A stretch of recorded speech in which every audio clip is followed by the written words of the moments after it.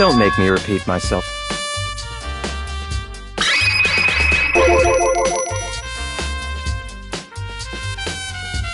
What?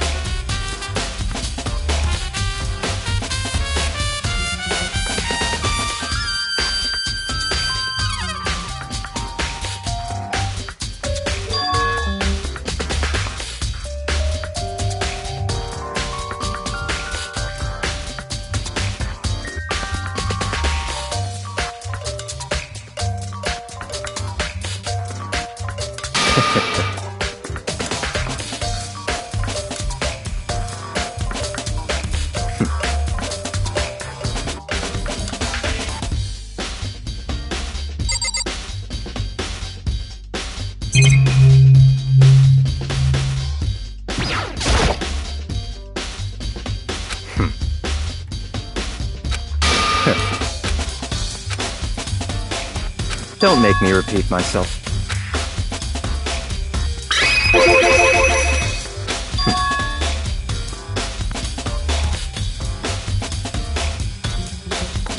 It's all clear now.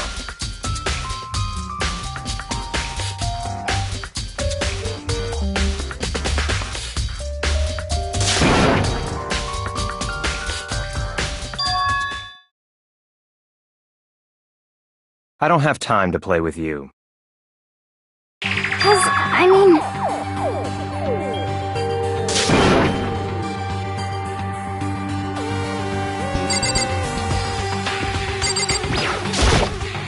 Please! 'Cause, I mean...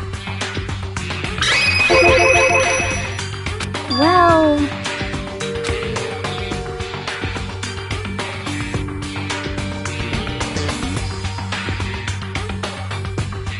Very strange.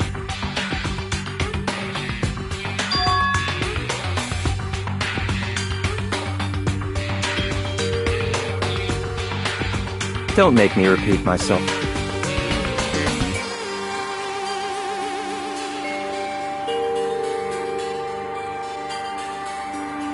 Yeah!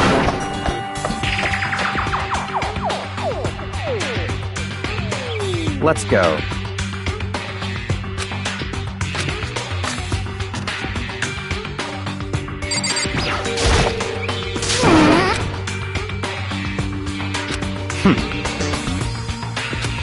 So,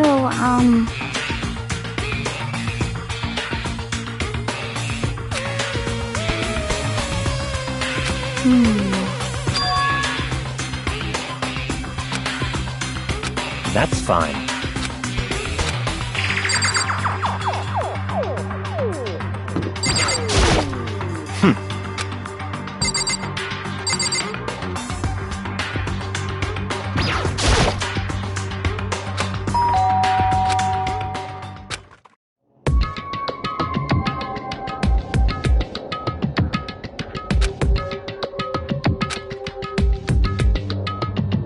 what?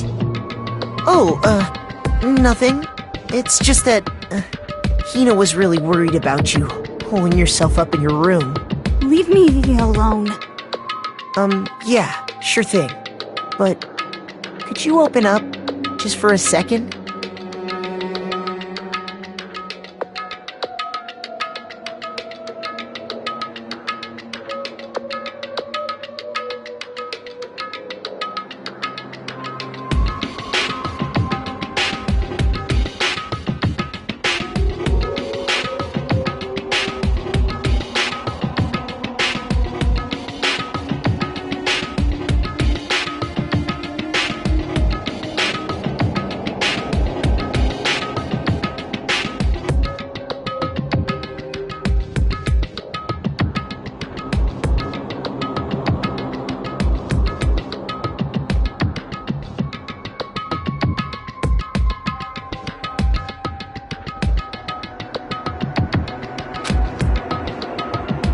Won't allow it.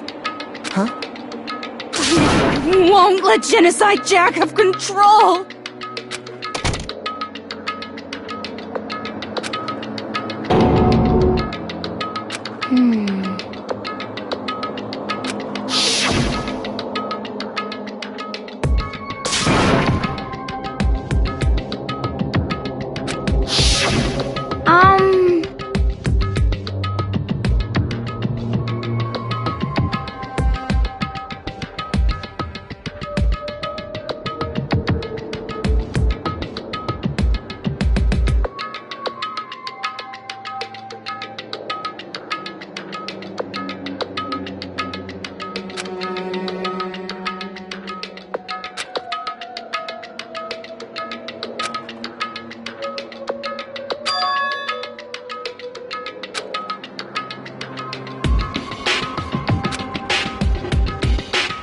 But...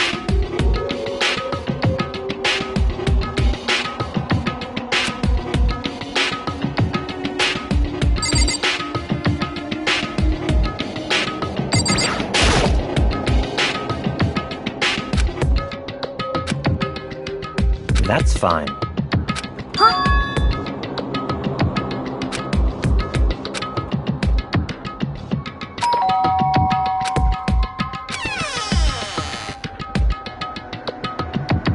What do you want? Ah! It's Byakuya.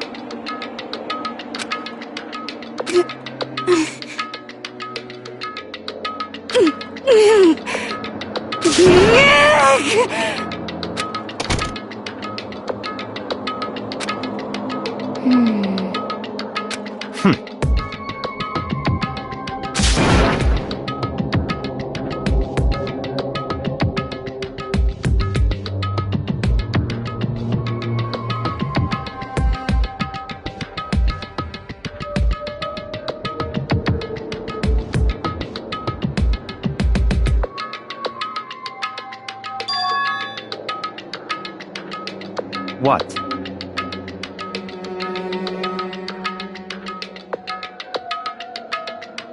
Stop talking.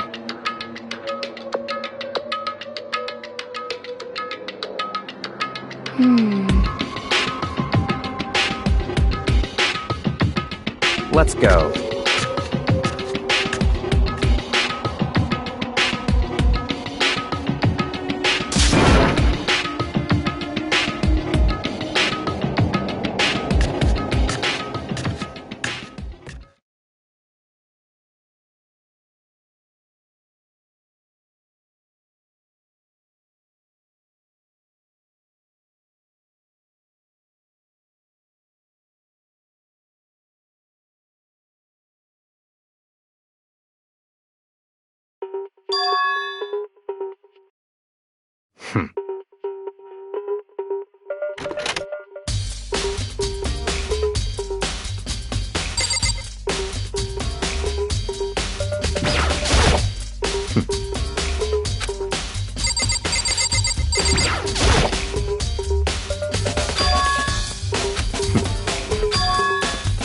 Let's go.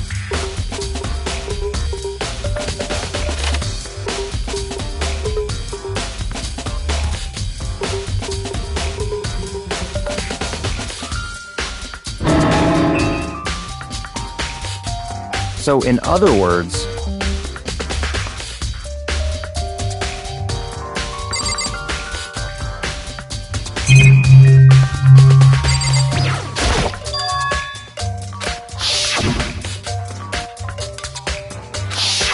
what?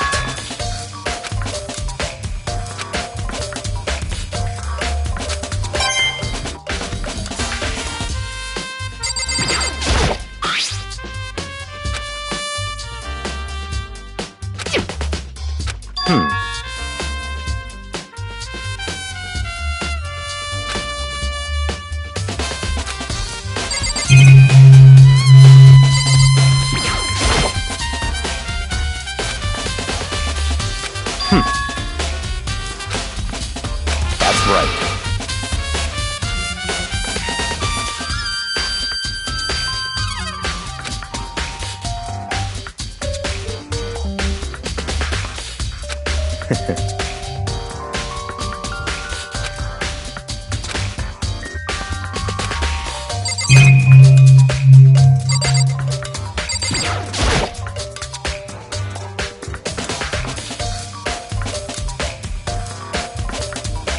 That's enough.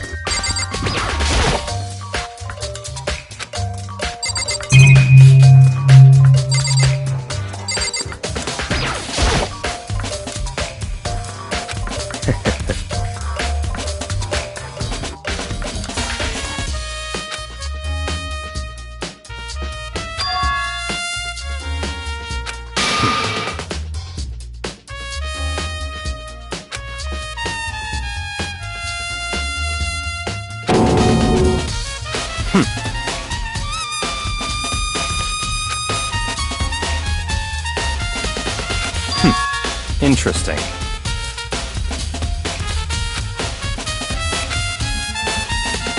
Such ignorance.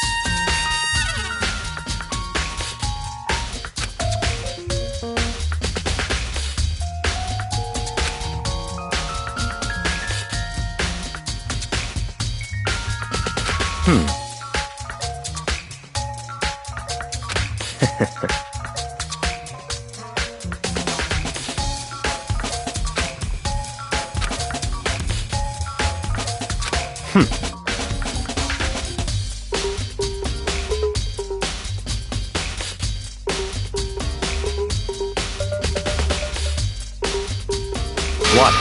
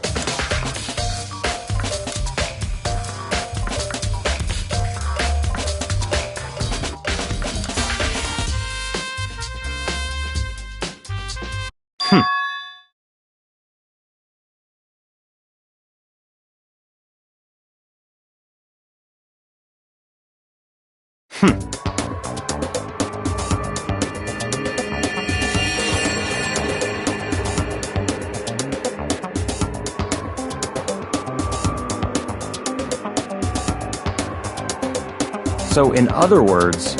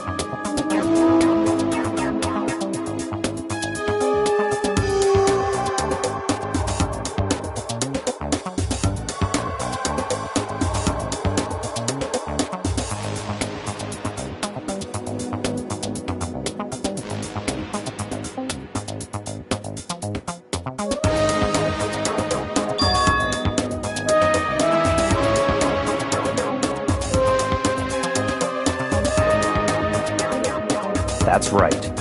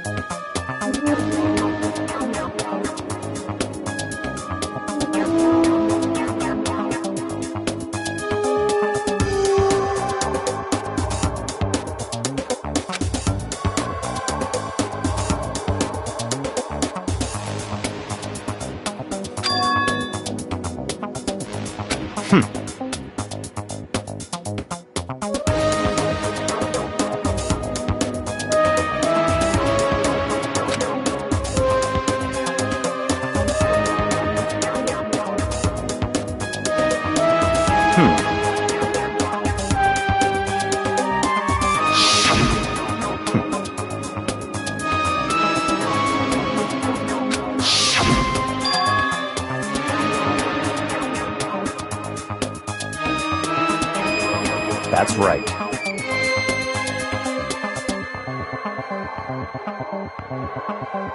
So, in other words,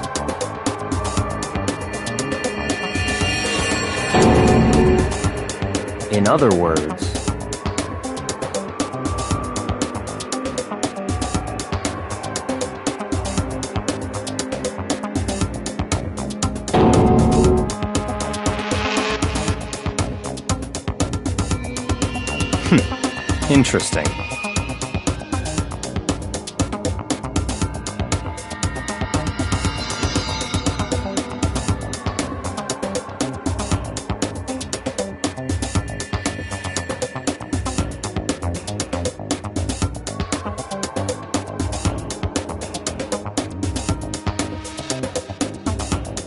Such ignorance.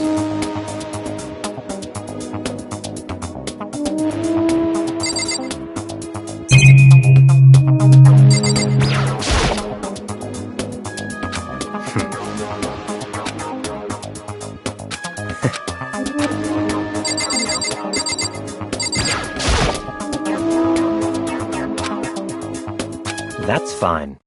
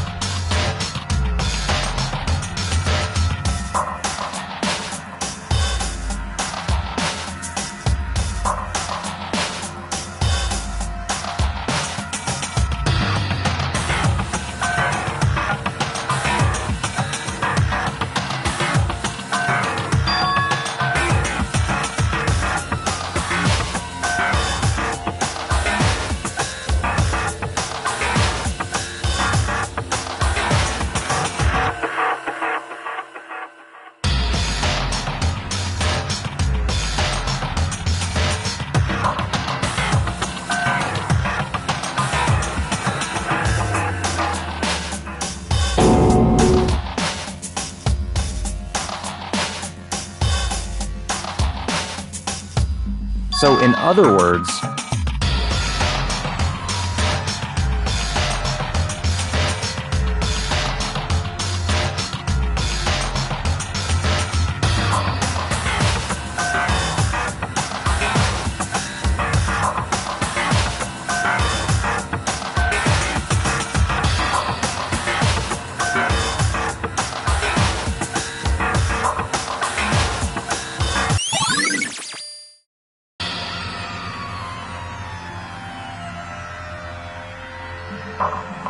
let's go.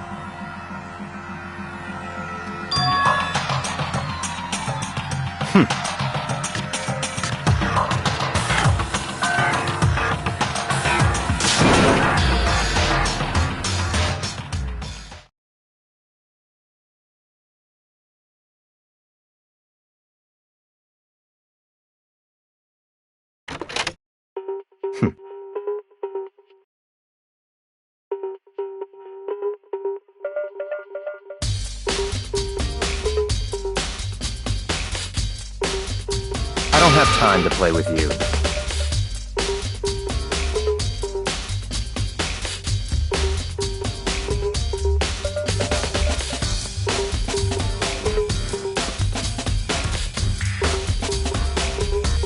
Goodbye.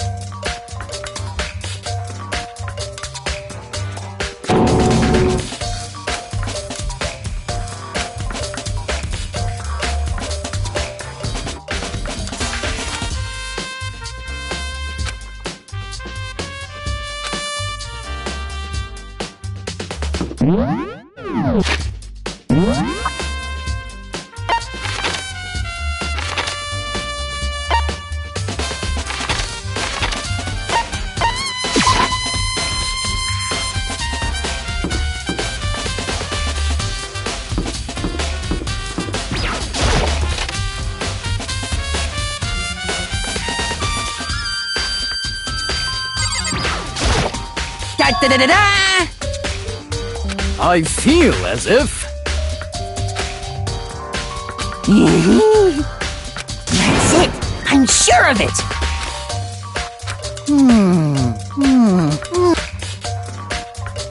Well, it would seem...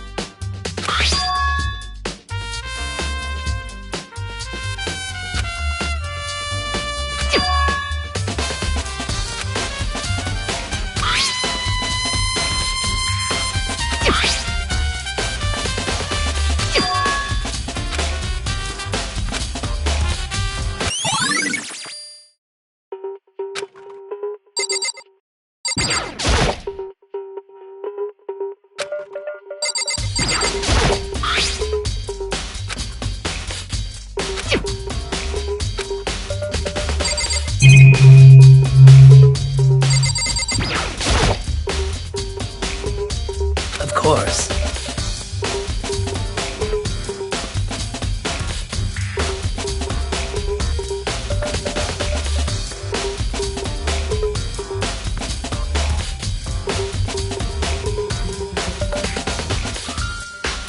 I'm sorry.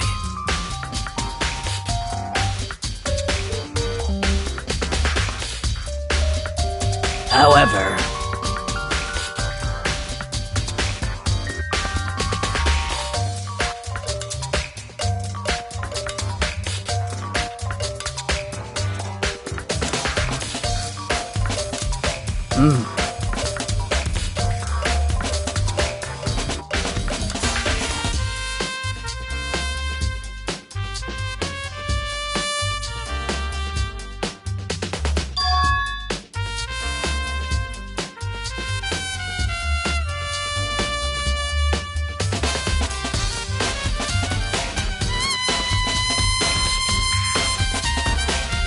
of course.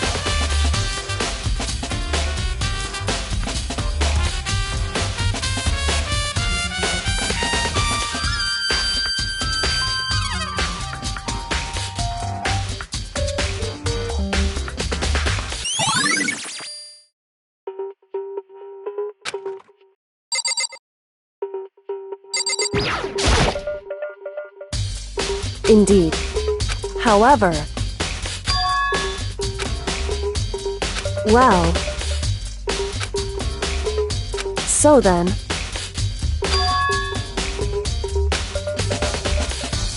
goodbye.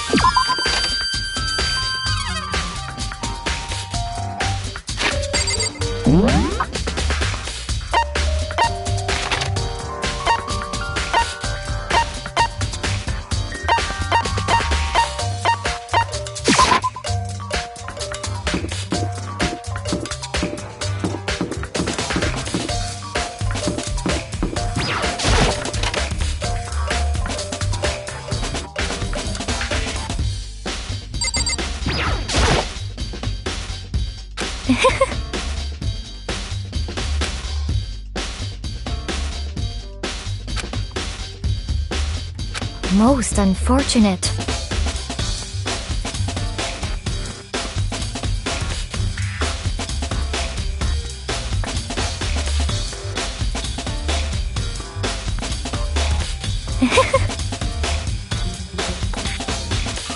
Actually,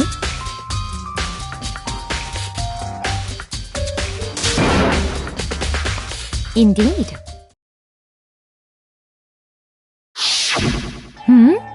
What are you doing out this late? Oh, I was just... Are you planning to go exercise, perhaps? What? How did you know? Because I can see a blue track jacket sticking out of that duffel bag you're carrying. Oh, you're right. Thanks. Well, I'd better get going. I'm kind of in a hurry.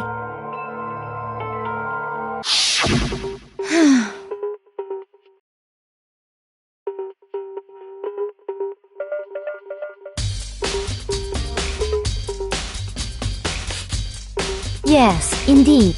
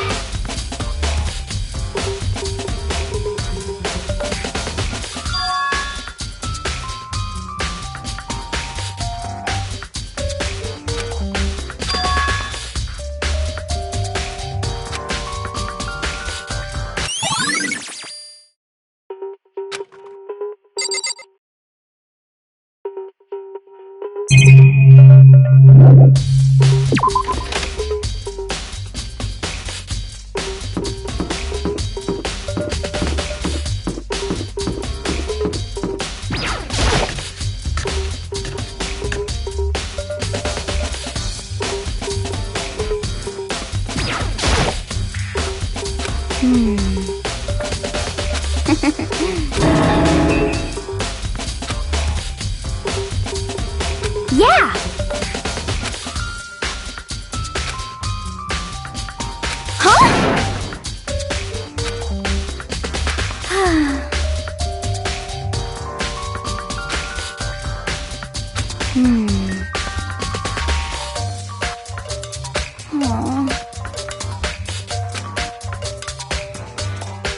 Well...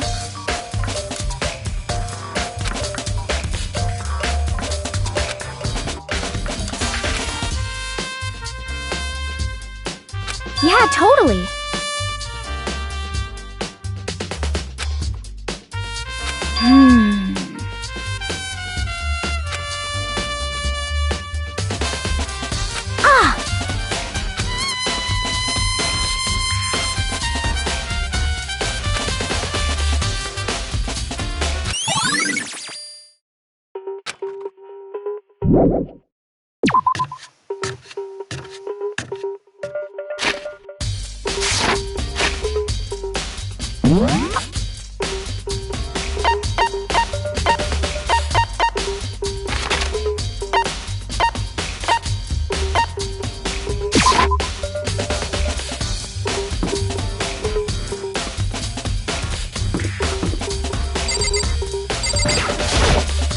How unfortunate.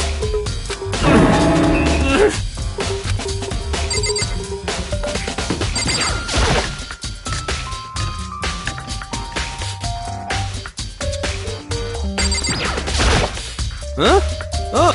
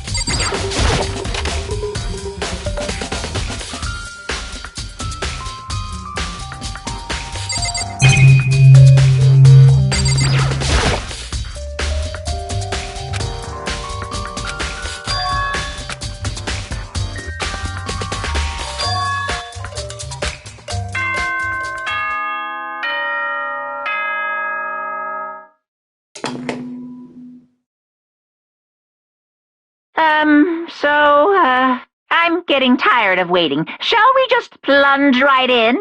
It's the moment you've all been waiting for!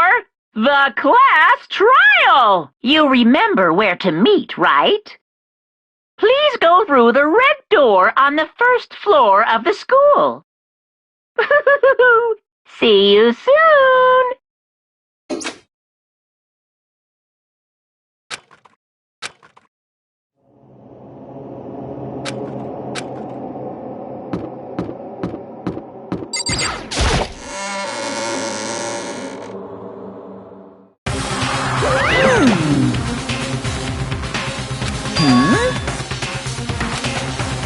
Yo.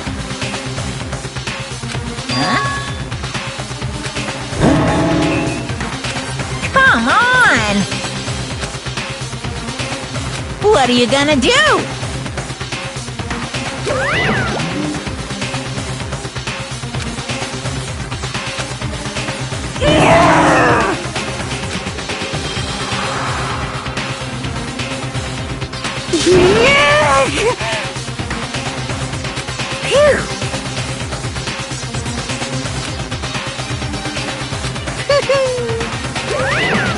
Let's go.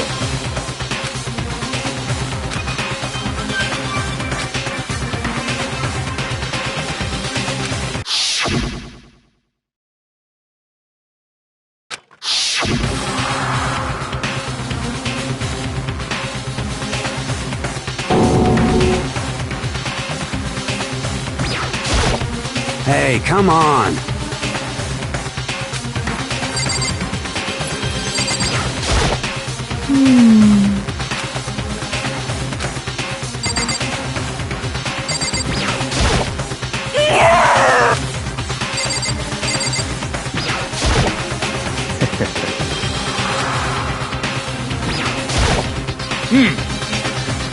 Count on it!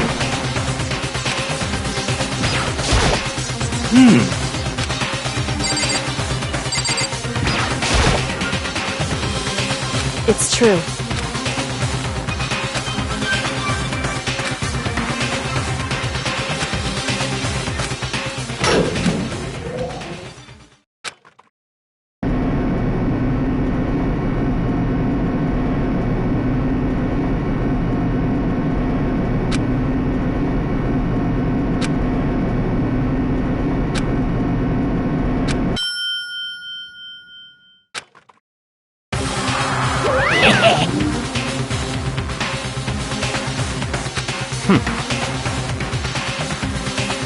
Very nice. Well? Thrills, chills, kills!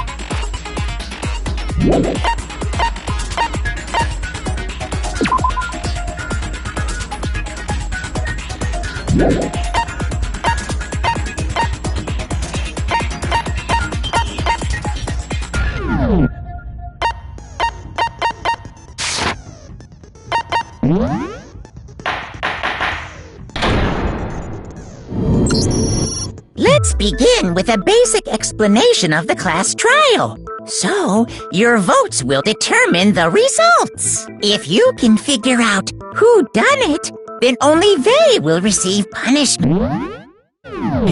But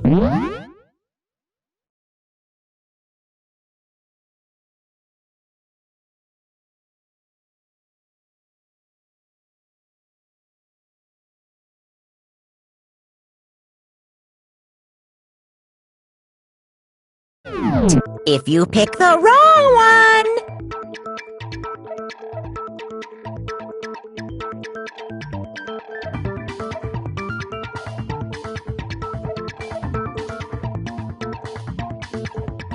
then I'll punish everyone besides the blackened, and the one that deceived everyone else will graduate. Okay, then. So, first off, let's talk about the murder weapon!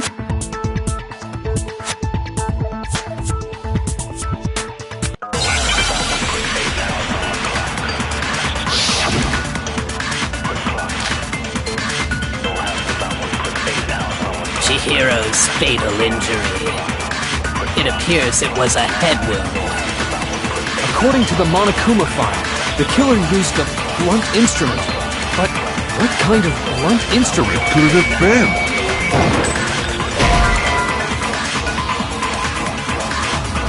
Shoot! Chihiro's, it appears it was... According to the Monokuma file, what kind of blunt instrument? I bet it was an iron pipe. Interesting. That certainly would make for... Poor Chihiro. Chihiro's, it appears it was... According to the Monokuma file, what kind of blunt instrument? I bet it was an iron pipe. No, that's wrong.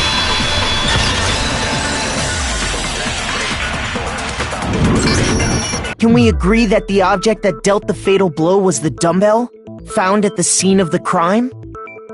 It was covered in blood, and there was nothing else at the scene that could have caused that kind of injury. And the wound on the victim's head is consistent with the shape of the dumbbell.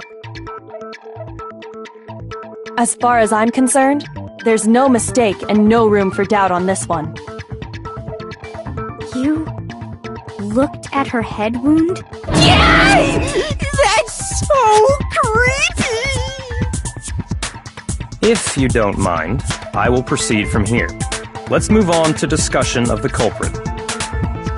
Although, I believe the criminal behind this heinous act is already quite clear. What? For real?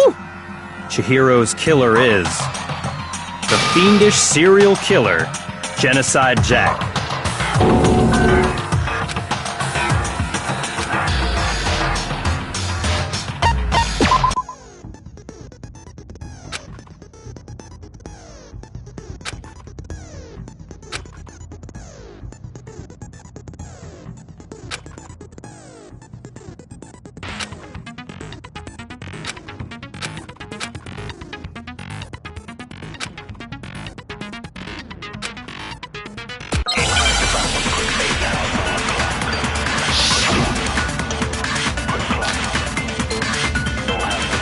The culprit is Genocide Jack. I'm sure of it. Case closed, as far as I'm concerned. But that's impossible! Why? What makes it impossible? Well, I mean, come on! There's just no proof for it. No, that's wrong!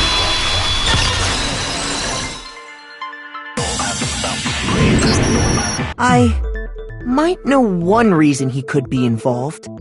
What? I found this file, while I was looking around the archive in the library. I guess it's some kind of confidential file the police put together about the Genocide Jack case. What? That's kinda weird as shit, isn't it? What was something like that doing in the library?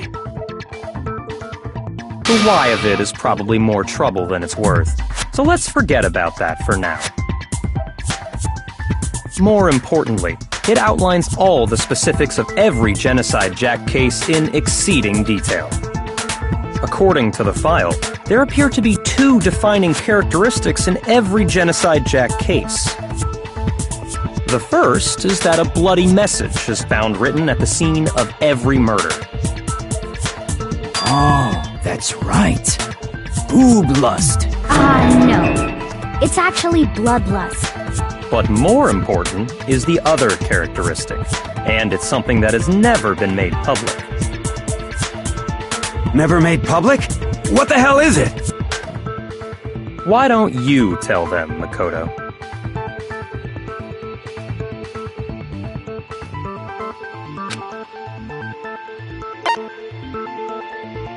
I got it! Apparently, in every Genocide Jack case, the killer suspends the body in a certain way. Other than the killer, the only people who know about this are the higher-ups in the police department. However, Chihiro was most definitely suspended in the same way.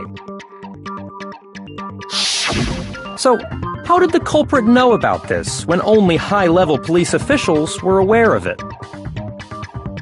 There's only one logical answer I can think of.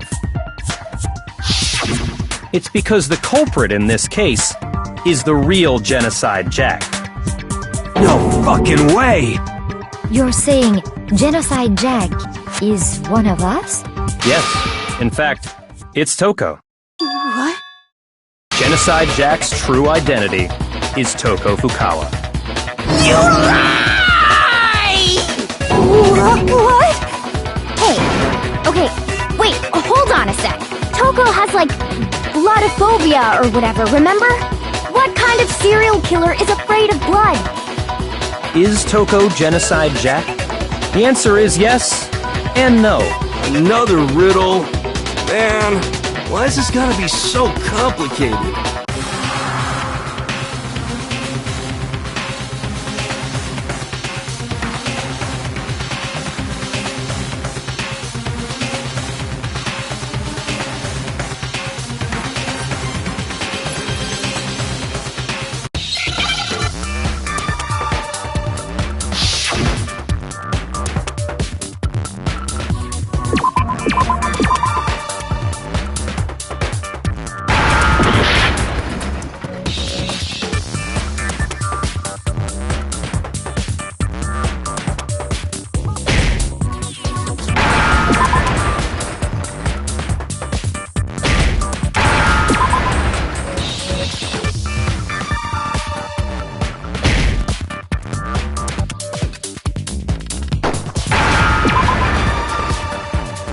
Now I understand!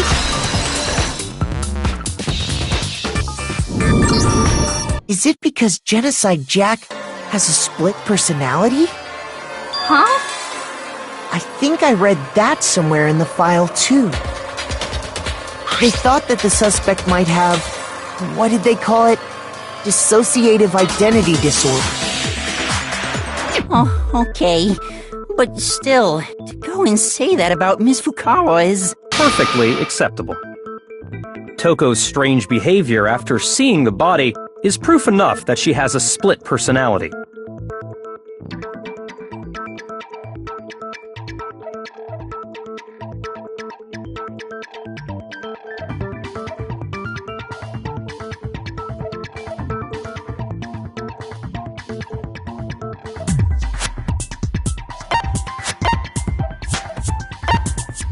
I got it!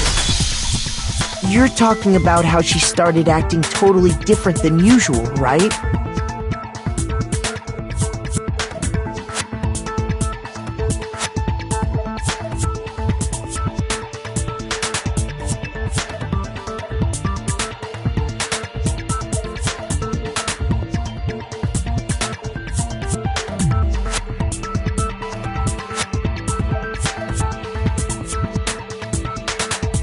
That's right.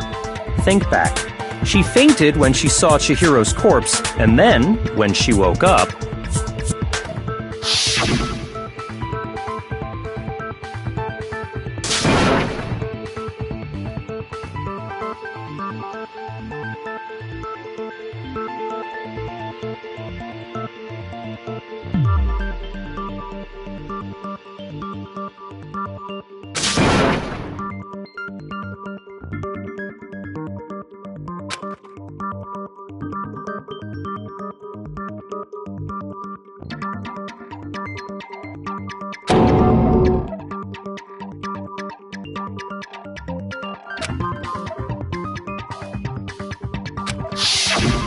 She was acting funny, that's for sure. That melancholy tone of hers completely disappeared.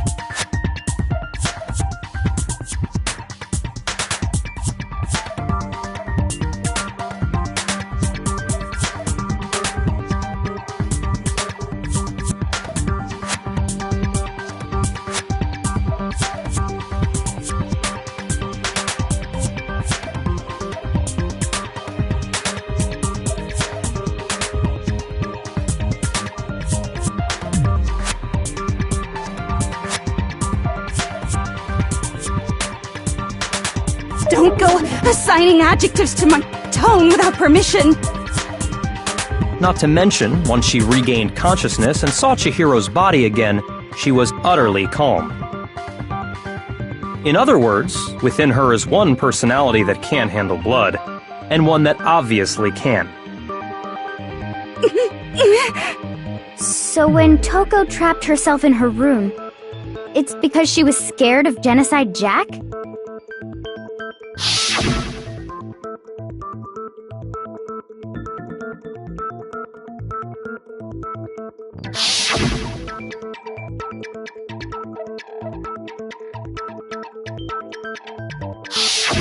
The reason she locked herself in her room wasn't to keep other people from getting in. It was to keep her other personality from getting out. What? Toko was afraid. Afraid of the murderous fiend inside of her. Of killing even more people. How? Yeah. How can you know all this?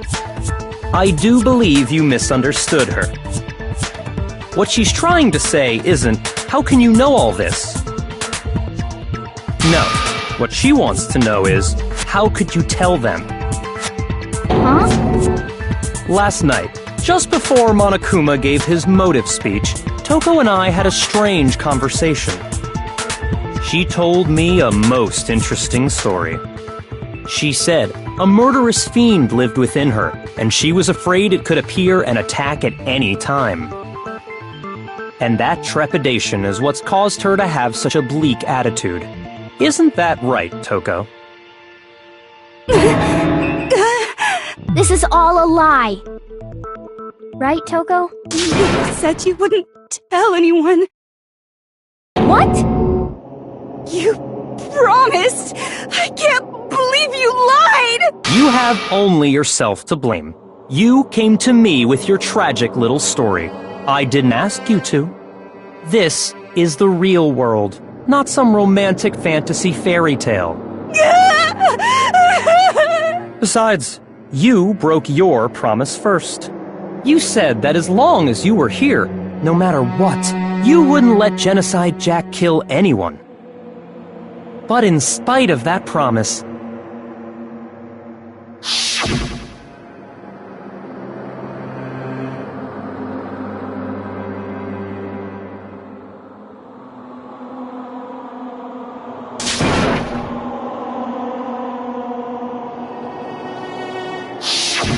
You said if I kept my promise, you would go out with me. That's the only reason I promised.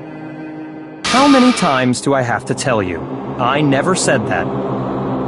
But you weren't able to do it. You just couldn't resist that rush you got from killing, could you? I tried. I swear I tried to control it, But your efforts were useless.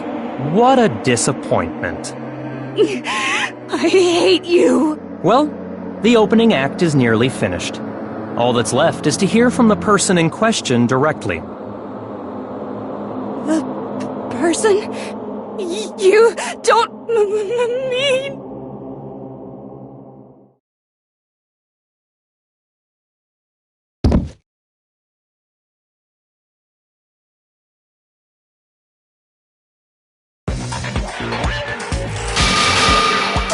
Hello there! Is it me you were hoping to see? What the heck? So you figured it out, huh? Well, whatever. What are you gonna do? I'm the ultimate murderous fiend, Genocide Jack! Or better yet, let's go with Genocide Jill! What the fuck is this? Toko, what happened to you? Not Toko, that's a loser name, and what happened is a textbook split personality! So what if one of them happens to be a serial killer? You should turn a blind eye to one's faults.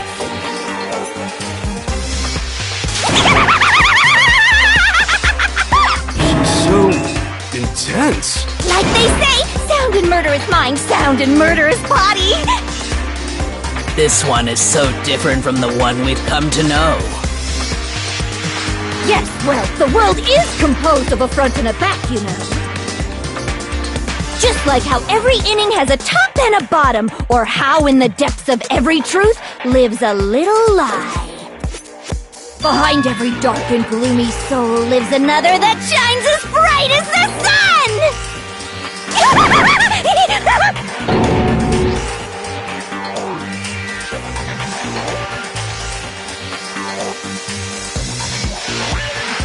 Miss Jack, Jill, can I ask you a question? What's up? Some of us think you might be the mastermind behind our entire situation. What are your thoughts on that? Well, I'll tell you! I am the mastermind of all masterminds! Just kidding! Then it's not true? Of course it's not true! How dare you try to link me to that creepazoid! And another thing, the police and government and society in the outside world are totally powerless! I mean, they just let this idiotic, bloodthirsty maniac go buck wild all over town! Sure, I'm a bloodthirsty maniac, but life is pain, right? To live is to hurt other people. It's a necessary evil if you want to survive. The act of living itself causes pain for everyone. Just kidding again! This should be enough to convince you. This murderous fiend is responsible for Chihiro's death. There's clearly a motive, so there should be no doubt. A motive? Remember what Monokuma told us? If someone didn't murder and graduate within 24 hours, an embarrassing memory or secret would be revealed. Well, let's assume that Toko's secret was about Genocide Jack. If a secret like that came to light, Toko's life would have undoubtedly been forever ruined. So she had a very clear motive to never have that side of herself exposed. Interesting. Very, very, very interesting. But sorry, as much as I hate to admit it, I'm not the culprit. Huh? But I cannot imagine anyone other than you could murder someone in such a bizarre fashion. Maybe so, but nevertheless, it's the truth. Do you really expect any of us to believe you? Yeah. I could never believe a word you say, you monster!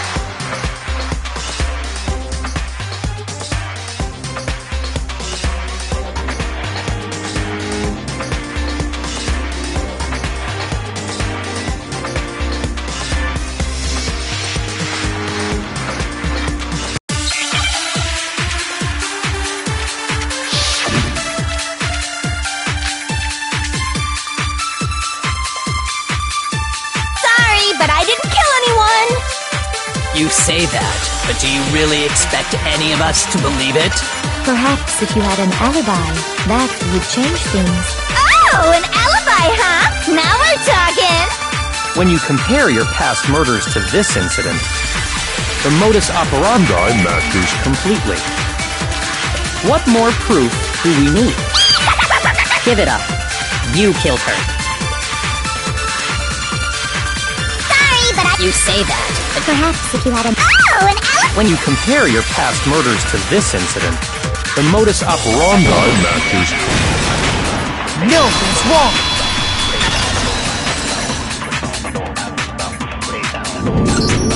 Are the methods of murder really exactly the same?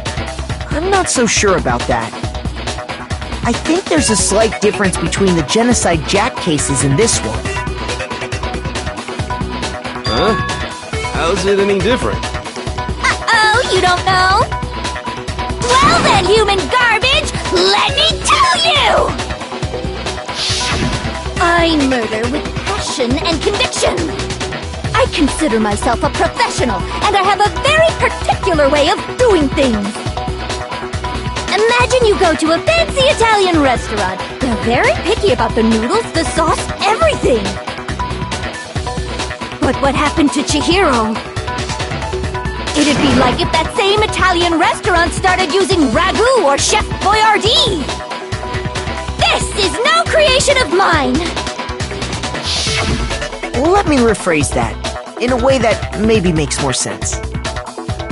There are two clear differences between the Genocide Jack cases and this one.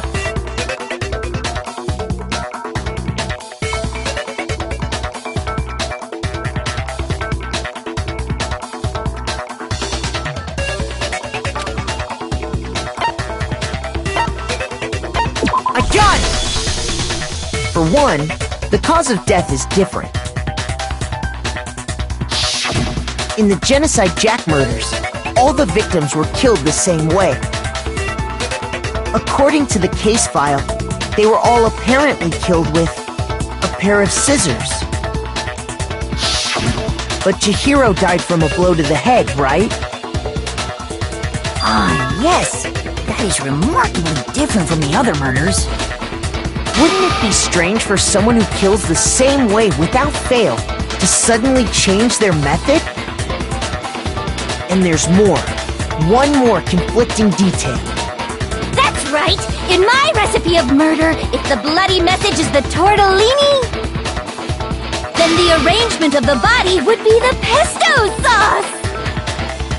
Could you please stop comparing killing people to cooking? So, are you saying the other difference has to do with how the body was arranged?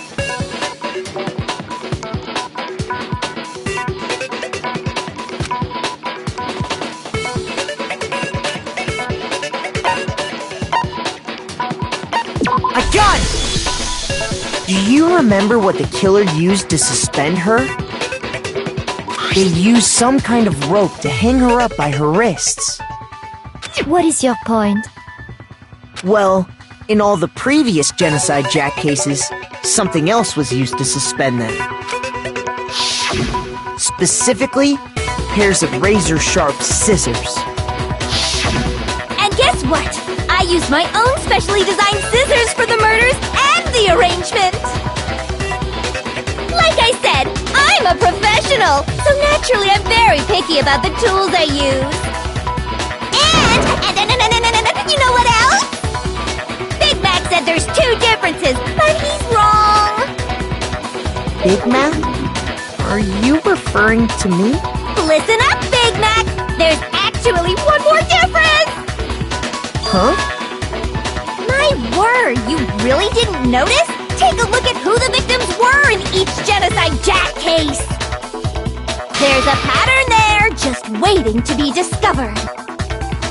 A pattern? Figure that out, and it'll be plain as death why I couldn't have possibly killed that little lolly girl.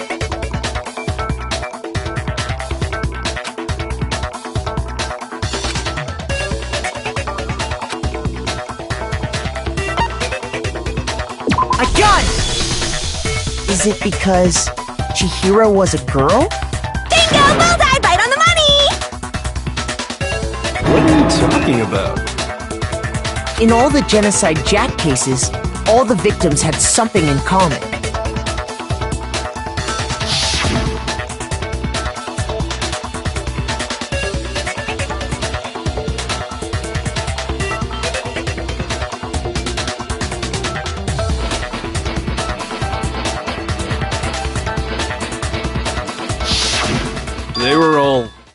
guys?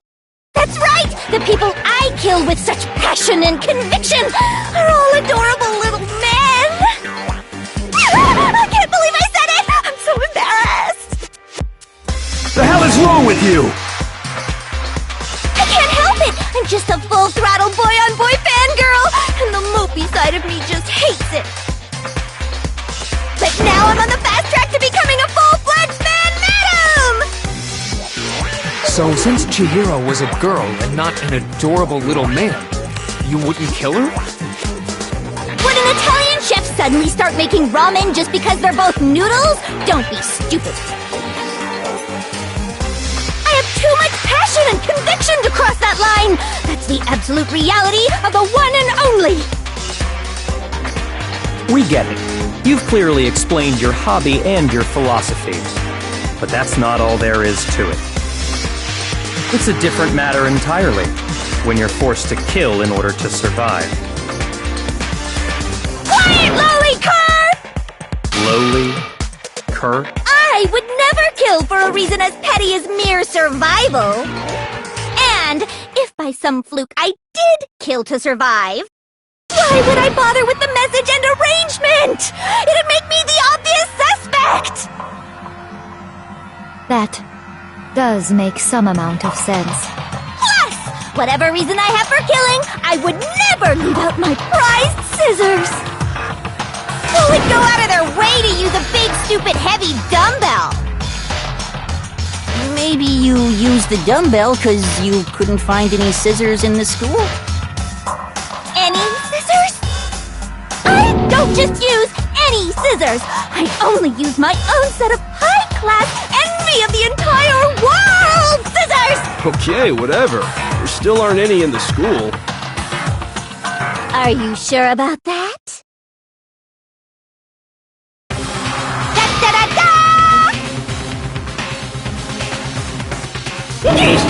She's fully equipped! That's right! So I can go anywhere, anytime! Why would I resort to dumbbells or rope when I have my trusty scissors by my side? Go ahead, tell me I'm wrong! You can't, can you? Gutter dogs, all of you! Not to mention, I have no clue how to tie a good knot! So rope's totally out of the question anyway!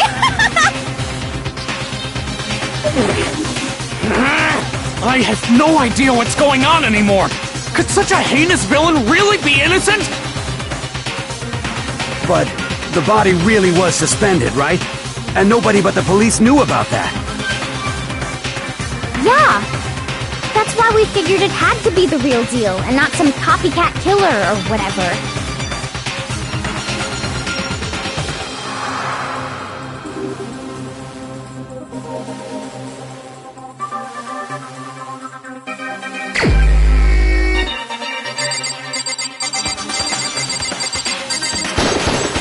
Here's my answer!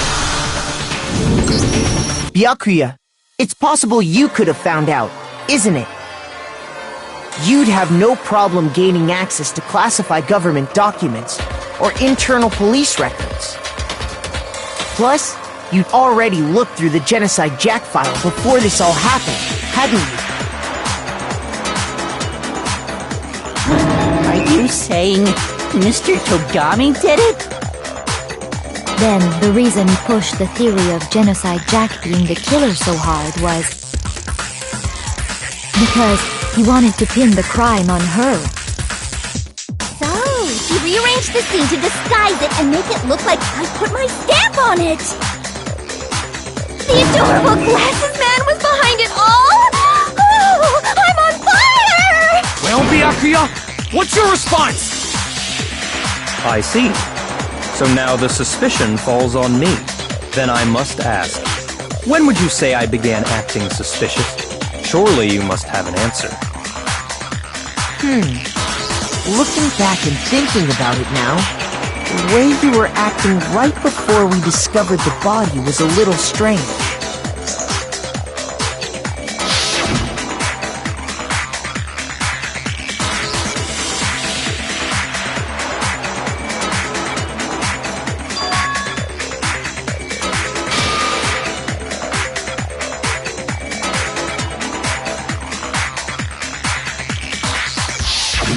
You wanted to go to the girls' locker room right away, right? But since you're a guy... I should have naturally thought of the boys' locker room first. Is that what you want to say? The victim was Chihiro, a girl. Hence why I said we should check the girls' locker room. Nothing strange about that, I'd say.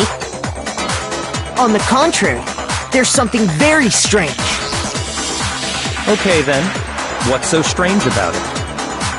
Go ahead, share with the rest of the class.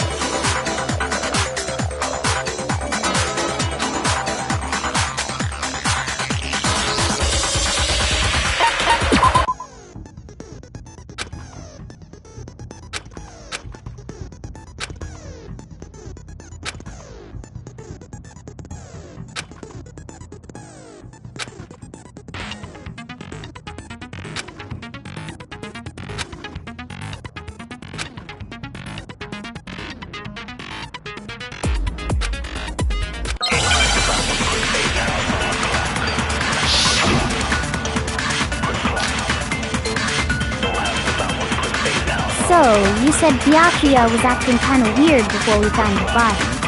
But he was acting weird... how? If you're presented with the opportunity to check out the girls' locker room, You absolutely take it! That's a natural reaction for any guy!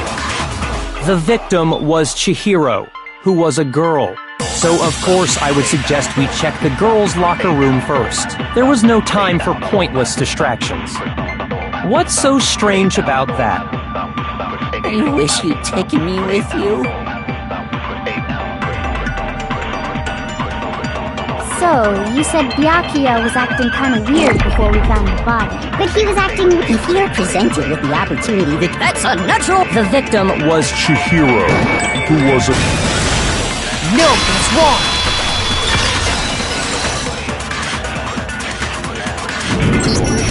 I'll tell you what's so strange about that. Because up until we actually discovered the body, we couldn't have known who the victim was. So your claim that you went to the girls' locker room first because Chihiro was the victim doesn't hold up. I see. That's a good answer, I must admit. Interesting. Very interesting indeed. But your reasoning is still too weak. Huh? What's wrong? Is that it? Surely you've got more than that. Go ahead. Show us.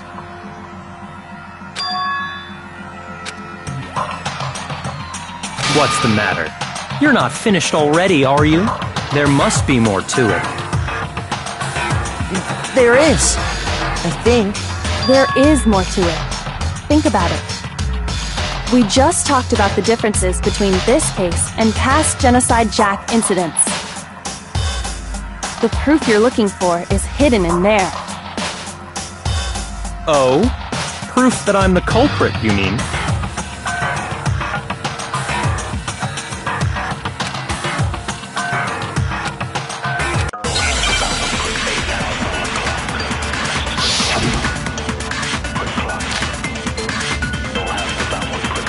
What? The difference between the cases?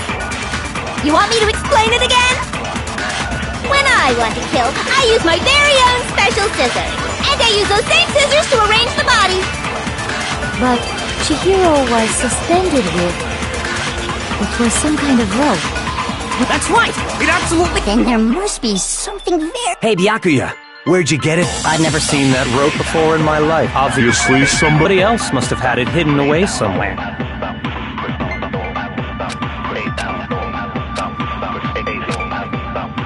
What? The difference? You want me to explain? When I want to kill, and I use those same... But Chihiro, it was some kind of... That's right! Then there must be something... Hey, Byakuya, where'd you get it from? I'd never seen that rope before in my life. No, that's wrong!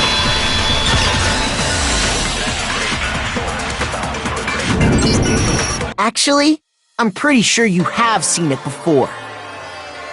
Because, you see, that rope, or should I say, that extension cord? What? An extension cord? Byakuya, You've used the extension cord in the library more than once, haven't you? And the same extension cord that was in the library all this time went missing after the murder. And there's no way someone who uses that extension cord as much as you do wouldn't discover that fact. And Byakuya must be the one who took the extension cord. I can't imagine any other possibility. That's really what you think? Then your conclusion is something like this? I killed Chihiro in the girls' locker room, then hung her up and wrote that bloody message. I intentionally made it look like Genocide Jack was behind it. Is that about right?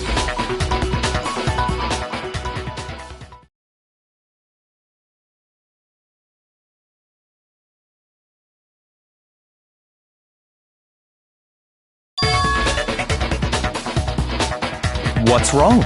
I asked you if you think that's what happened. Hell yes, that's what happened. So that's it, right? Byakuya's the killer. I don't disagree with not disagreeing. He kept calling this a game, right? So he'd be totally willing to do something like this to win. Sorry, but could we hold on just a second? I think we need to talk about this a little more. Do we really need to? We've already decided who did it. I know, but still, there's something that's still bothering me. Is that right? And what, pray tell, is still bothering you? I killed her in the girls' locker room, then disguised my crime. Specifically, I dressed it up to make it look like it was the work of a homicidal psychopath. What about all that bothers you?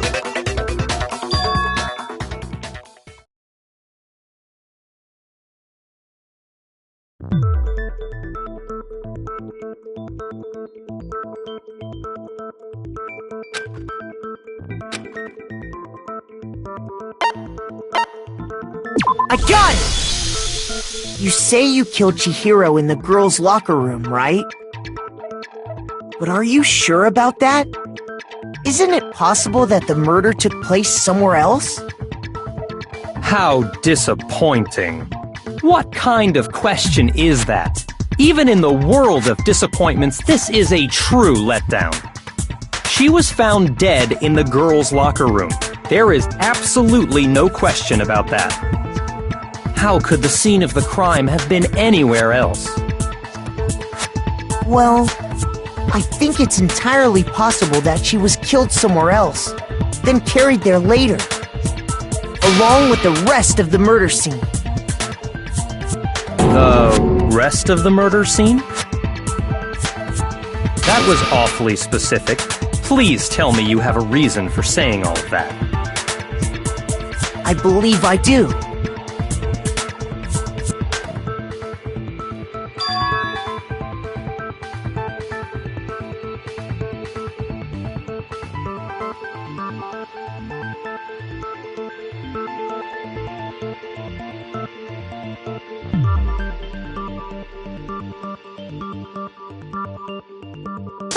Don't just move on without permission! What do you mean she was killed somewhere else? Come on, Makoto. If there's any chance the murder took place somewhere else, let's see the proof.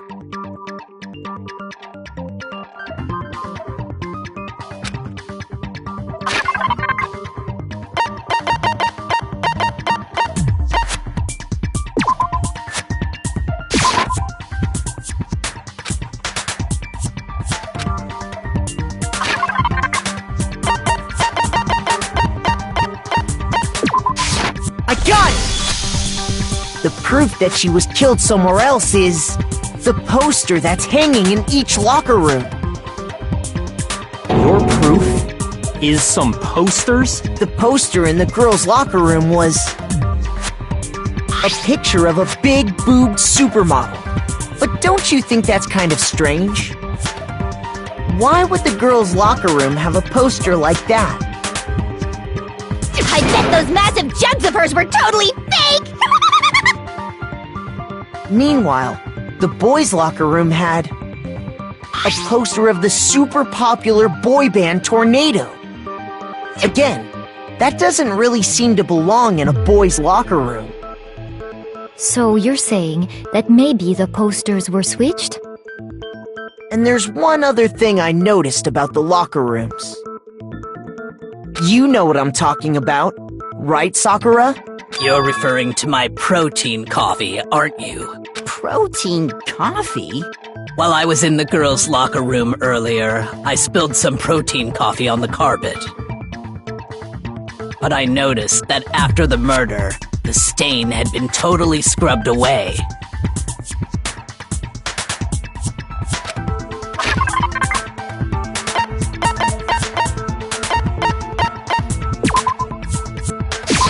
I got it!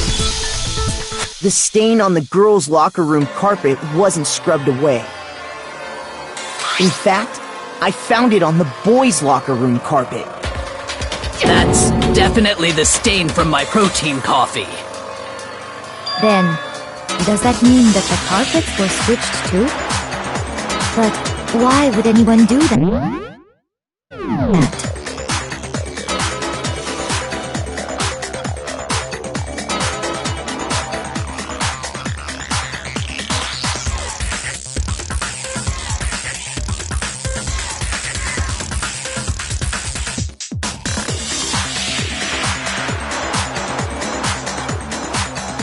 To move the murder scene from one locker room to the other. It's certainly plausible, don't you think? What? In other words, in order to completely swap the scene of the crime, the blood-stained poster and carpet were moved along with the dead body. By doing this, the killer was able to change the entire room where the murder took place. I can certainly follow your reasoning, but why would the culprit bother doing that? Huh? Why would they go through all that trouble of switching the scene of the crime? Actually, an even bigger question. If the murder did take place in the boys' locker room, then how did Chihiro get in the boys' locker room in the first place?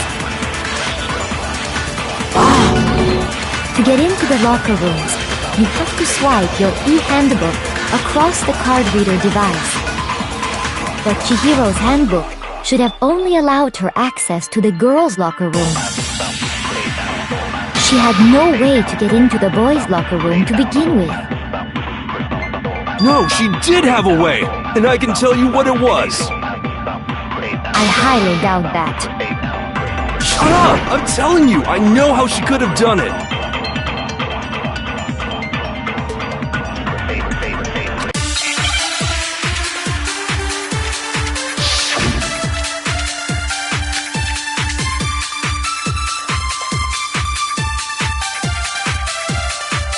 Is it really possible? Could Chihiro really have gotten into the boys' locker room somehow? Ah! I've got it! She must have hacked her e-handbook!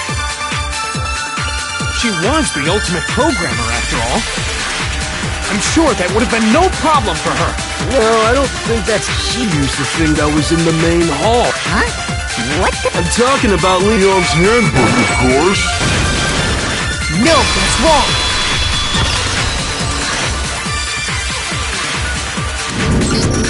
No, I don't think Chihiro used Leon's handbook. Why not? Because Leon's handbook was broken. Oh. Well, then, yeah, I guess that'd be pretty impossible, huh? I am struck silent by how quickly you gave up. Plus, isn't there a regulation against using someone else's handbook? Actually, the rule states that loaning your handbook is prohibited. It says nothing about borrowing one. In other words, you could borrow a dead person's handbook all you want, and you'd be safe. Yup, yup, yup! Hit the nail square on the noggin! Of course, if it were broken, that wouldn't make any sense anyway. So then, she must have hacked hers like I said. She used her ultimate programmer skills and... Psst! You can't fix an e-handbook. The instant you open one up, a security buzzer starts blaring. So, if she didn't use Leon's handbook, and she didn't modify her own handbook... Maybe Mr. Naegi's initial assumption is just... wrong? It seems like there's no way she could have got into the boys' locker room. So I guess so. Okay then, I vote for Byakuya.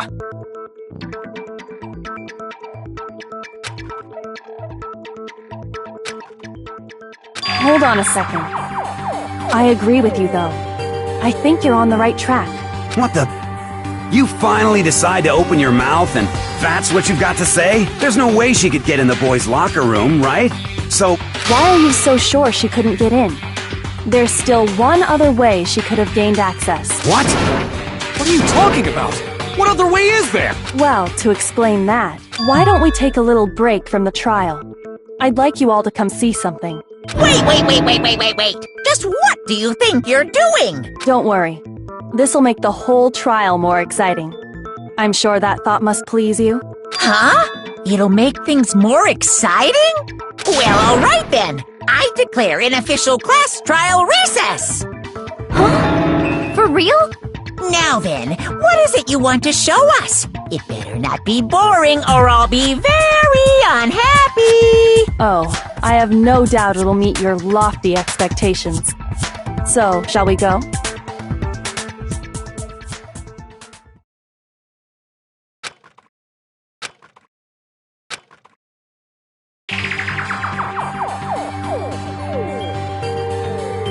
The girls' locker room? We've already searched this place top to bottom! What are you trying to pull, Missy? I'd like you to examine the victim's body one more time.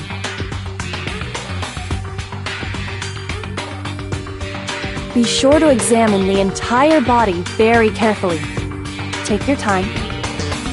Examine her carefully? Like using our hands? No way!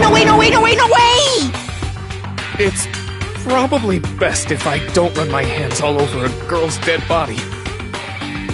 It's not that I'm creeped out or anything, it's just... based on religious grounds, you know? Very well. I'll do it. But you're a girl. You shouldn't have to touch a dead body. Just let one of the boys do it. No, it's okay. I think Chihiro would rather have a girl examine her. So just leave this to me. Sakura. What is this? Some kind of secret girl-on-girl action? Is that what you two are about? That's not it at all. Stop screwing around.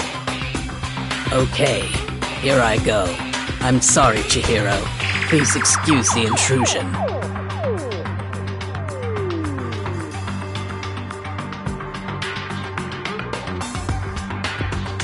Be sure to check her entire body, and I believe we will solve this particular mystery.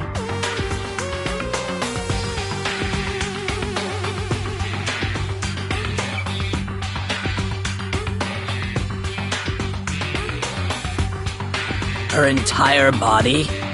I know you say that, but... What? This is... What is this... What is it? Not possible. It's not possible.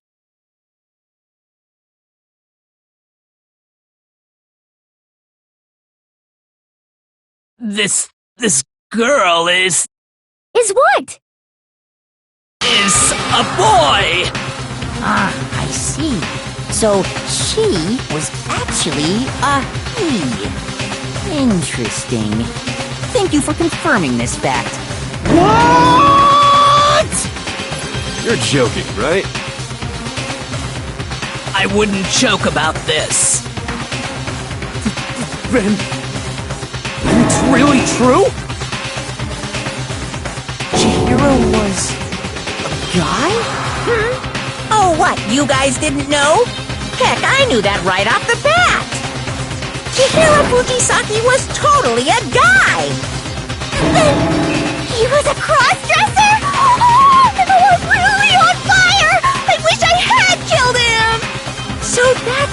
Kyoko wanted to show everyone, huh?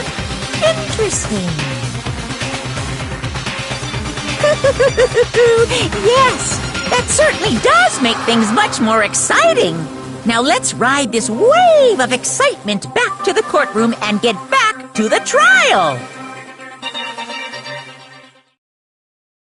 Ahem. I do apologize for keeping you waiting. Now then, let's resume the class trial. We've all just learned of the shocking revelation that Chihiro was actually a boy. Let's pick up from there. Yes, well, I don't know his reason for hiding it, but the fact is, Chihiro was not a girl, but a boy.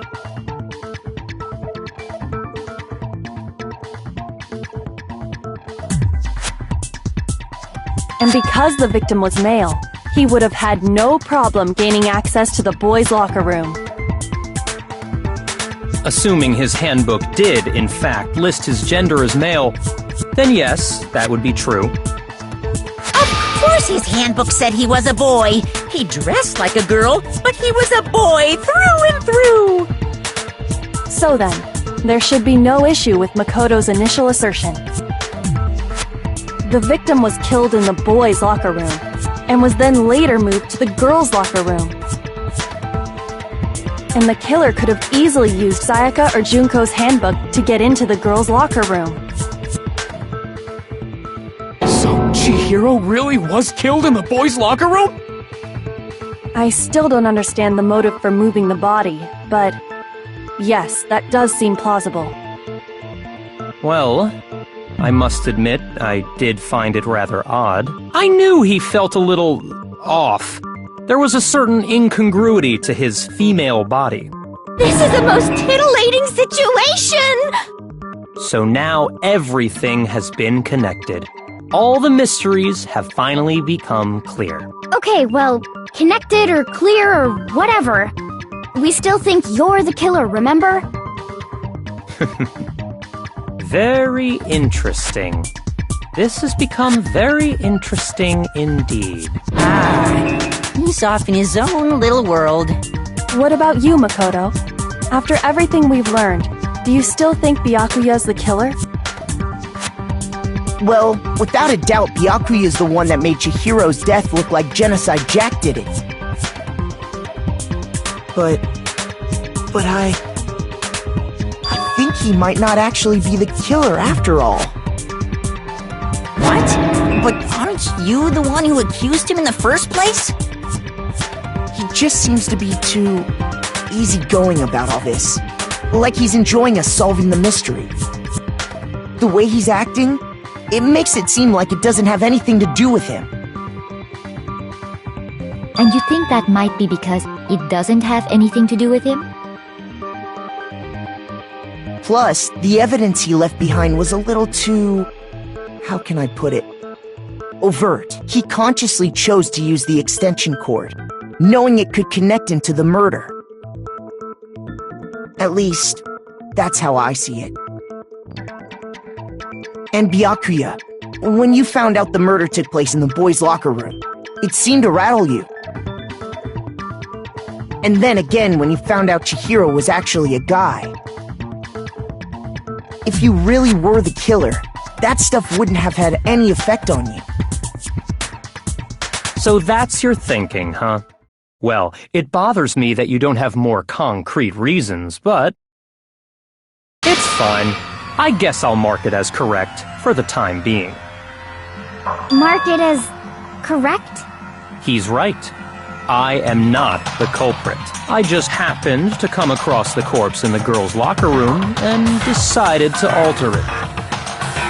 Are you fucking with us right now? No, I am not effing with you right now. I'm telling you the truth. Well, I find it very hard to believe. Go ahead, find it very hard to believe. You're free to be executed along with the rest of us. If you're really telling the truth, then why? Why do you do that to his body? My reasons hardly matter right now. Uncovering the culprit is much more important, wouldn't you say? Now then, if it wasn't me, who was it? Well, I don't think I can say for sure without talking about it a little more. We're seriously gonna keep going? We're all good, aren't we? I thought it was clear Byakuya did it. No, I'm with Makoto.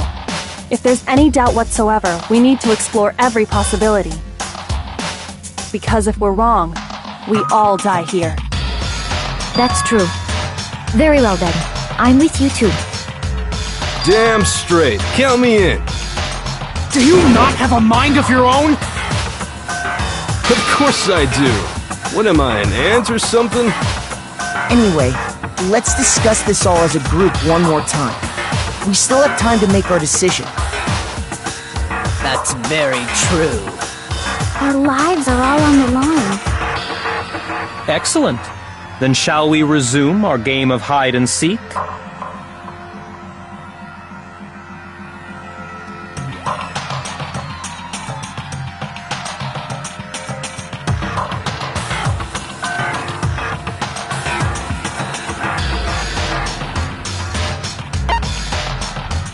I got it!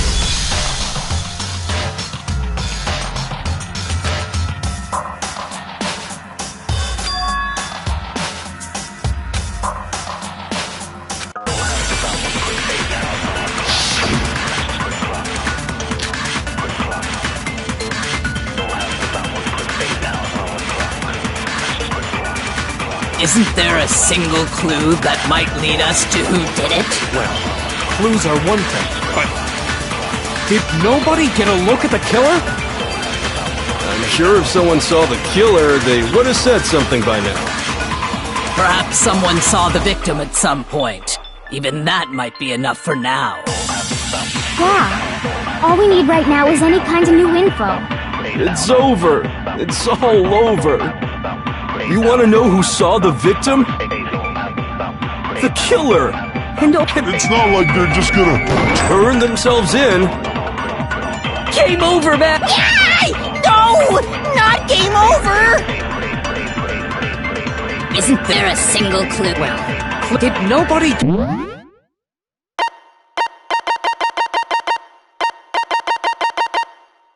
get a look at the killer? I'm sure if someone saw the killer, perhaps someone saw the victim at some point. Yeah. All we need right now is any kind of new... It's over. You want to know who saw the victim? The killer. And only the killer. No, that's wrong.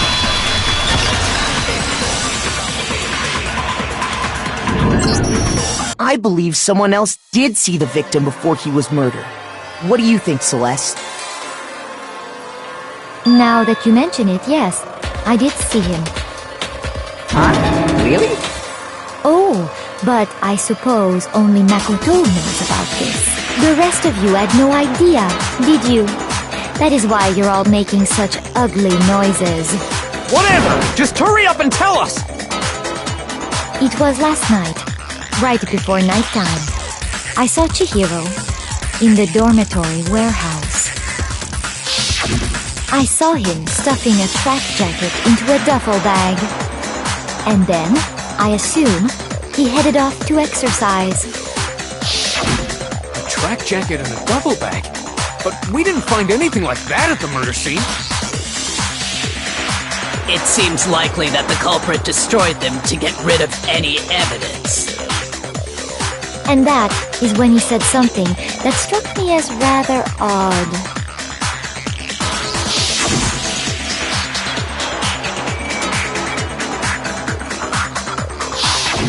Chihiro told me he was in a hurry. But why would he be in a hurry? Only if someone were waiting for him, I should think. So, Mr. Fujisaki was on his way to meet with someone, and then they were going to work out together?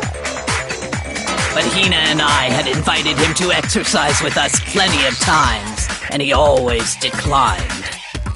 Probably because he was afraid you'd find out the secret he was hiding, right? Which means that conversely, he must have trusted whoever he was meeting with very much. Enough so that he was willing to risk his secret being revealed. What a marvelous friendship! The point is, whoever he met up with is the culprit, right? So we just gotta figure out who it was. But knowing what we know, I can't even guess. No. You already have what you need to make the connection. Huh? You know who the killer is. Seriously? Who is it? Who's the killer? Think back to the track jacket and duffel bag the killer disposed of. Focus on the details of these items, and it should become obvious who was waiting for him. Are you sure about that? You really think we can figure out who did it based on 2 pieces of evidence that we don't have? What? You want to track down some fingerprints or something?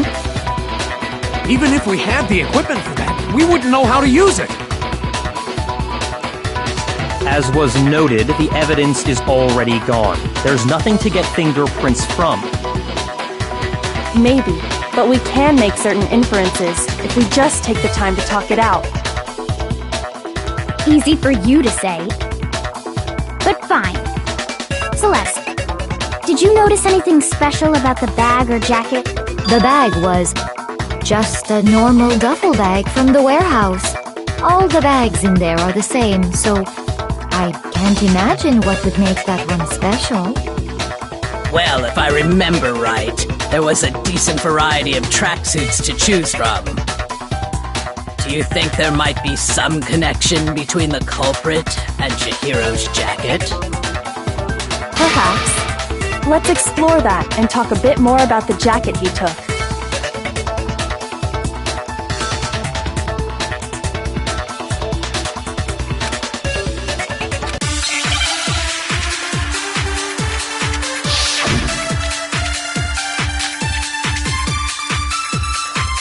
First of all, we know where Chihiro was headed. He was on his way to go exercise. So next we have to ask, why did he choose the specific tracksuit that he did? What do you mean, the specific tracksuit? I got it! He picked that tracksuit because it matched the one the culprit was wearing. So, what you're saying is, the killer was wearing the same blue tracksuit as him? My tracksuit is black. I don't even have a tracksuit. 'Cause exercising sucks. I have a white tracksuit personally. I got it from the warehouse, if you must know. Did any of that really help us get any closer to figuring out? No way. Not a chance. You heard him, right? First of all, we know where Chihiro was headed. He was on his way to go exercise. So next we have to ask, why did he choose the specific... What do you mean, the specific... I got it! It matched the one the culprit... So, what the killer was wearing the same blue tracksuit? My tracksuit is black!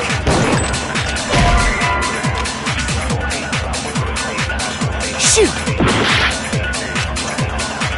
First of all, we know Rich, he was on his way to go exercise.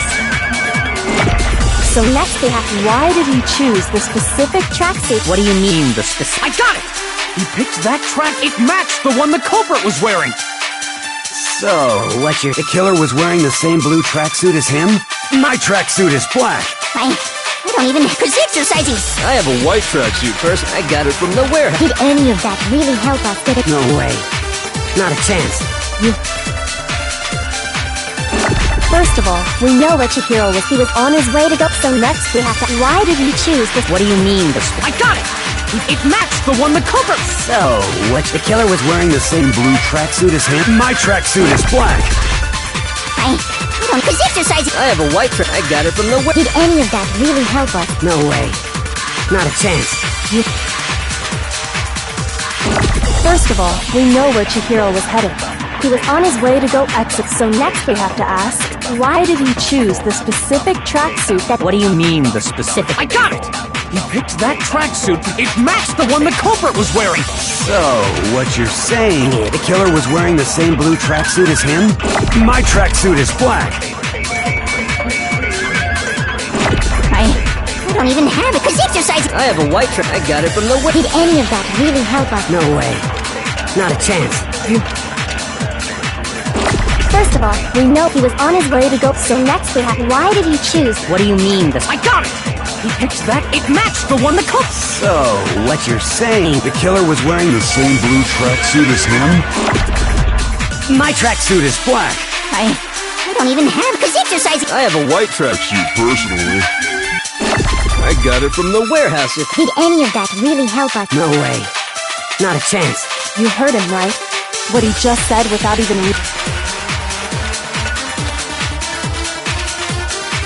First of all, we know he was on his way, so next we have to ask, why did he choose the specific... What do you mean, the specific... I got it! It matched the one the culprit was wearing! So, what you're...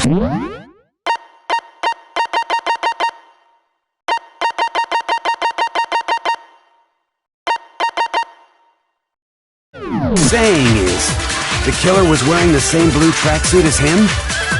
My tracksuit is black! I don't even have, because exercising sucks! I have a white tracksuit, personally. I got it from the... Did any of that really help us? No way. Not a chance. You heard him, right? First of all, we know where Chihiro was headed. He was on his way to go exercise. So next we have to ask, why did he choose the specific tracksuit that he did? What do you mean, the specific tracksuit? I got it! It matched the one the culprit was... So, what you're saying is, the killer was wearing the same blue tracksuit as him? My tracksuit... I don't even have a tracksuit, because exercising sucks! I have a white track. I got it from the... Did any of that really help us? No way.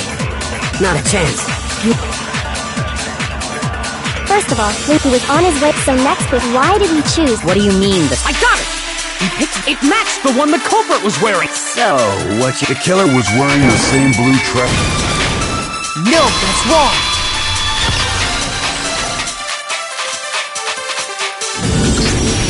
Hold on a second, Mondo. What did you just say? Huh? What'd I say? When Celeste testified a few minutes ago, she said...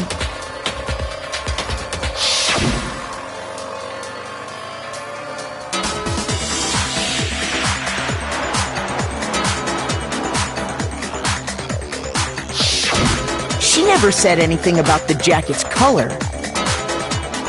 So why did you say Chihiro's blue tracksuit? What are you... You just... Hey, Celeste. What color was Chihiro's tracksuit? As a matter of fact, it was blue? And before we began the trial, did you tell anyone that? The only one I told about any of this was you. Then, Mondo, how did you know what color Chihiro's tracksuit was? Because I just... I'm sure he saw the clothes at some point in the investigation.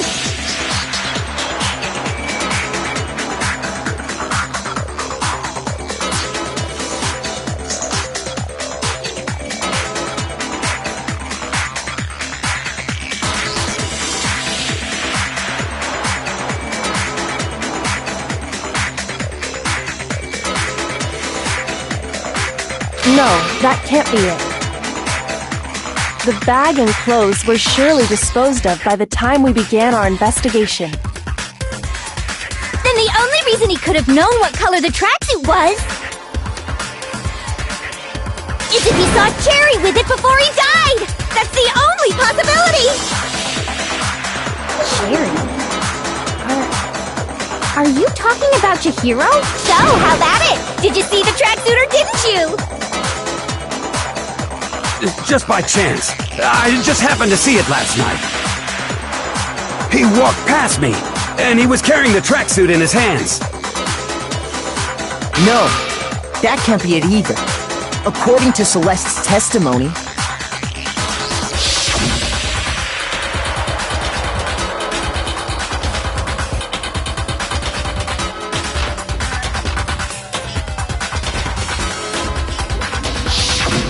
When Celeste noticed it, Chihiro made a point of making sure the jacket was completely in the bag. If you just ran into him briefly, You couldn't possibly have seen what color the tracksuit was.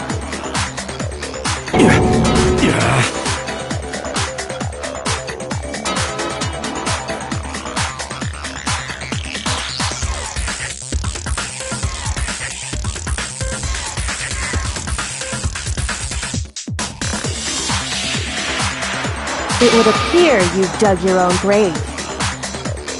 Perhaps. But you handed him the shovel, didn't you? That's why you said what you did. Focus on the tracksuit and it'll be obvious who he met with? What a bunch of nonsense. Ah, now I understand. It was all one big bluff, wasn't it? Your true intention was to draw a slip of the tongue from the culprit. That's why you said you knew who did it, to put them on edge. That's right. However, Mondo was my target all along. I had my suspicions about him from the very beginning. But why? What made you so suspicious? That's a good question.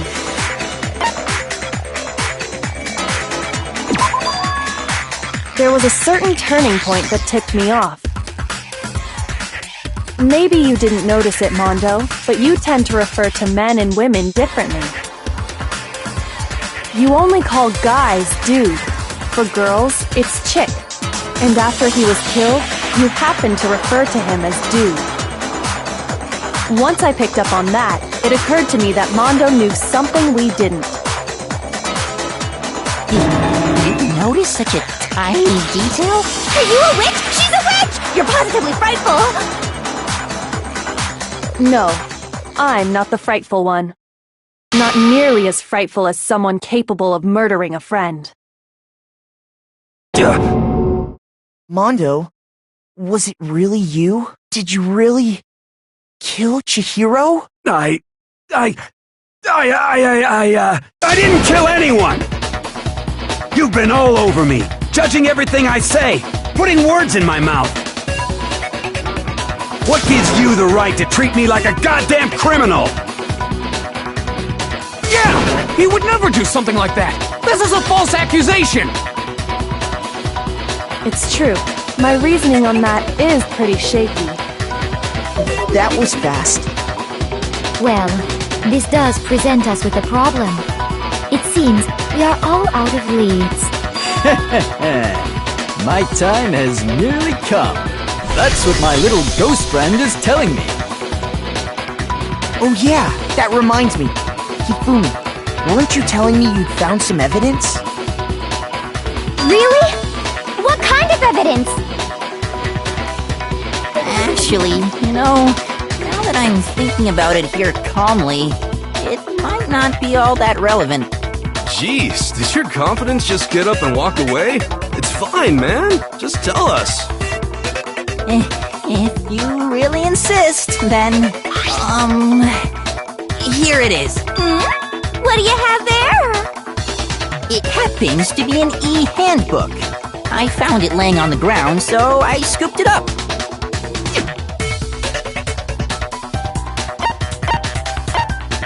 I got it! We know Chihiro's handbook was missing from the scene of the crime, right? For a fact. For a fact indeed. I was totally sure I'd found it. Then it must hold some clue about the culprit, right? Well, that's what I was hoping. But it's busted. It won't even turn on.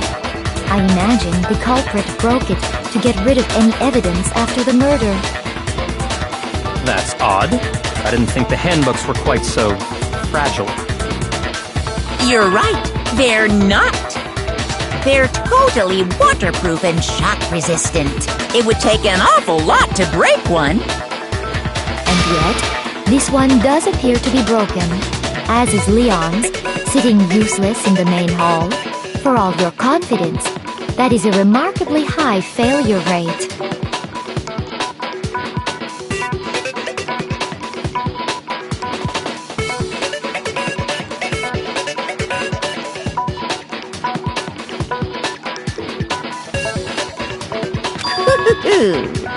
Do you think there might be some kind of mystery in there somewhere? how precisely did the handbooks get broken? I got it! You already told us before that the handbook has one weak point, didn't you? You remember that? Sure, maybe I let that slip, but I never told anyone what the weak point actually was. But if the handbook is supposed to never break, and two of them broke in quick succession, then we can only assume that someone's figured out its weakness. You know what the weakness is, right, Monokuma? So, what is it? Huh? You're asking me? I think it's a necessary piece of information if you want this to be a fair trial. But if I tell you, and someone else decides to copy it, that would be very not good. Just tell us already! Why would we want to break our own handbooks? Oh well, I have a weakness for pushy demands. But you're sure you won't follow their example? Then allow me to make a special announcement. The weak point of my cutting-edge e-handbook is... when it's exposed to high temperatures for too long, it will suffer a meltdown and totally break! I flippin' knew it! You knew it? Yeah, because I found the handbook laying on the floor of the sauna. The temperature in the sauna can reach over 200 degrees. Strange how you don't get burnt, huh? It's because as your sweat evaporates, it creates a cooling layer of air around your skin. If the hot air of the sauna were somehow pushed directly onto your skin, you'd definitely get fried. That layer of air would get blown away. That's why you may feel a burning when you move around. So when you're in a sauna, make sure to keep nice and still. Interesting. I learned one new fact today. That is a mere trifling speck of knowledge. Anyway, if you found the victim's handbook in the sauna, then the killer must have been purposely trying to raise its temperature in order to break it. Meaning the culprit somehow knew its weakness. But how'd they find out? Monokuma said he didn't tell anyone, right? Indeed. Quite the mystery. What if they found out by accident? What do you mean by accident? What if the killer took their own handbook into the sauna, not knowing its weakness, and it broke? They'd realize it was broken, of course, and it wouldn't be hard to figure out why. And once they had Chihiro's handbook, they knew they had an easy way to dispose of it. I won't say it's not possible, but who would have done something like that? I don't know of anyone who took their handbook into the sauna. I might know someone who did. Whoa! Seriously? I think the one who may have taken their handbook into the sauna was...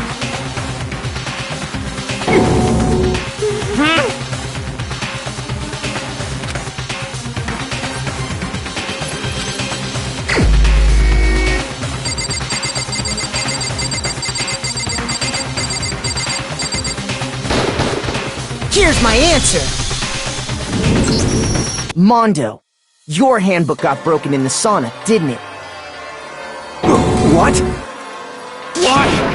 Why do you keep accusing him? Mondo and Taka had an endurance contest in the sauna not too long ago, remember? And for the contest, Mondo just so happened to keep his school uniform on. But little did he realize, he'd also left his handbook in one of his uniform pockets. And when it was all over, Mondo discovered that taking your handbook into the sauna could easily destroy it. No, wait, hold on! You've got it all wrong! He would never kill! I don't accept this! Show me the proof! The actual solid proof!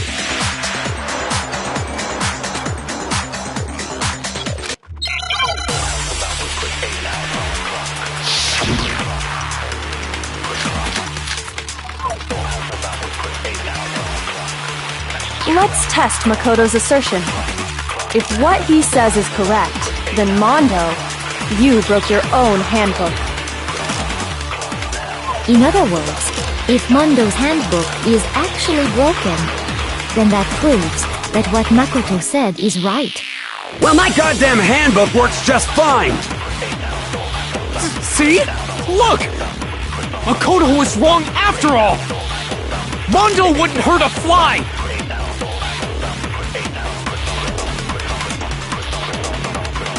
Let's test Makoto's assertion. If what he says is you broke your own hand. In other words, if Mondo's handbook, then that proves that what— Well, my goddamn handbook works just fine! Shoot! Let's test if what he says you broke your own. In other words, if then that proves that what Makoto said— Well, my goddamn handbook works just fine! See? Makoto was wrong! Mondo wouldn't hurt a fly!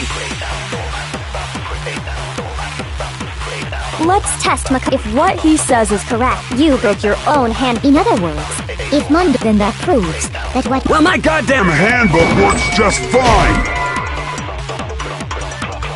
Shoot! Let's test Makoto's assertion. If what he says is correct, you broke your own. In other words, if then that proves— Well, my goddamn handbook works just fine! See? Look! Makoto was wrong after all! Mondo wouldn't hurt a fly!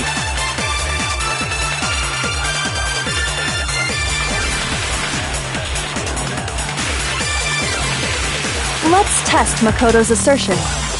If what he says is correct, then Mondo, you broke your own handbook. In other words, if Mondo's handbook is actually broken, then that proves— Well, my goddamn handbook— See? Makoto was wrong after all! Mondo wouldn't hurt a fly! Let's test if what he said you broke your own. In other words, if then that proves— Well, my goddamn handbook works— See? Makoto was wrong after all!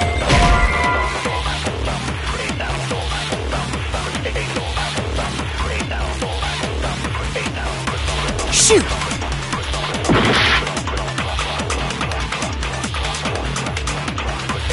Let's test Makoto's assertion. If what he says is correct, then you broke your own handbook. In other words, if Mondo's handbook is actually broken, then that proves that what Makoto said— Well, my goddamn handbook works just fine! Shoot! Let's test Makoto's assertion.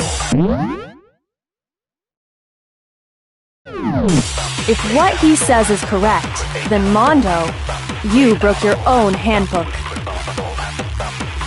In other words, if Mondo's handbook is actually broken, then that proves that what Makoto said is right. Well, my goddamn handbook works just fine!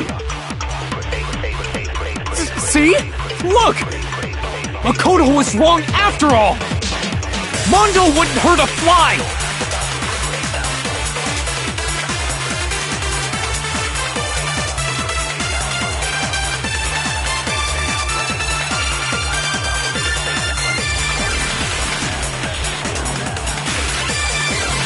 Let's test Makoto's assertion. If what he says is correct, then Mondo, you broke your own handbook. In other words, if Mondo's handbook is actually broken, then that proves that what Makoto said is right. Well, my goddamn handbook works just fine! Shoot!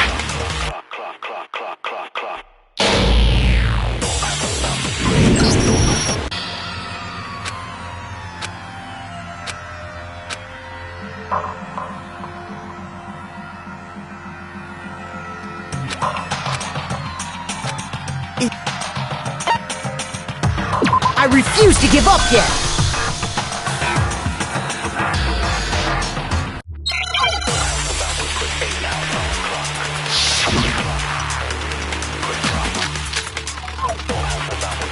Let's test Makoto. If what he says is correct, then Mondo... You broke your own. In other words, if Mondo... then that proves... Well, my goddamn handbook works just fine!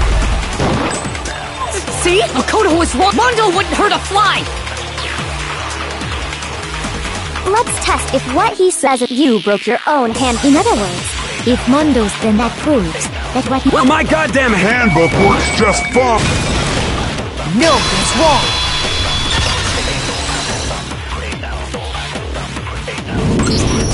Mondo, the handbook you have right now, is it really yours? The fuck is that supposed to mean? The broken handbook that was in the main hall. Isn't that one actually yours? What the heck are you talking about? What I mean is, I think Mondo swapped his handbook out for one that actually works. I think he took Leon's handbook and replaced it with his own. After all, Monokuma said himself that Leon's handbook never should have broken. That's right! The punishment it suffered wasn't nearly enough to destroy it. So then, the broken handbook in the main hall is actually Mondo's, which would mean that the handbook Mondo has right now is actually Leon's, yes? But doesn't that violate the school regulation that says loaning out your handbook is prohibited? Well, here's how I look at it. There is a rule about loaning your handbook to another student. But if they're dead, they're not a student. It's kind of a gray area, I admit. But no worries. If anything, it just makes things more interesting. As such, I decree that exchanging handbooks with a corpse is not a violation of the rules. Well, Mondo, if I'm wrong about this, you're welcome to say so. I'm happy to admit I made a mistake, but... Son of a bitch! What's wrong, bro? Come on! Tell him he's wrong! You are wrong! You have to be wrong! Everything you just said is wrong! You made it all up! Okay, then why don't we look back on this case one more time, from the beginning. That way, everything will become clear, and we'll all see if I was right or wrong.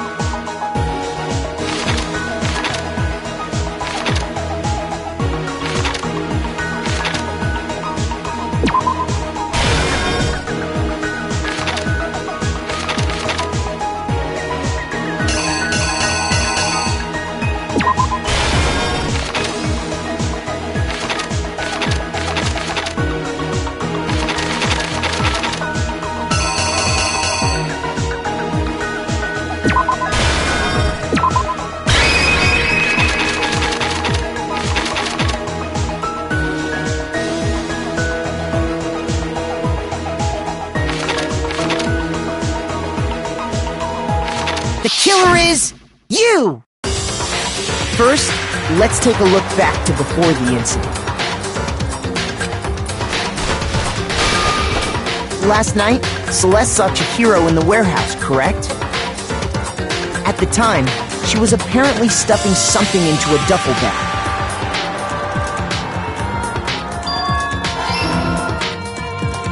That something was a blue tracksuit.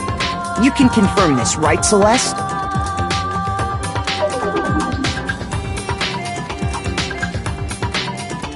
With bag in hand, Chihiro headed out, even though it was officially nighttime.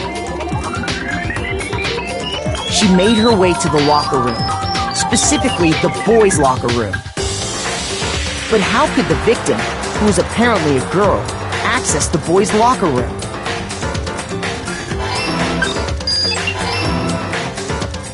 Simple, because she was really a he, which is why he was able to use his own handbook to gain entrance to the boys' locker room. Once inside, he met with someone there, and the person he met was the one who killed him.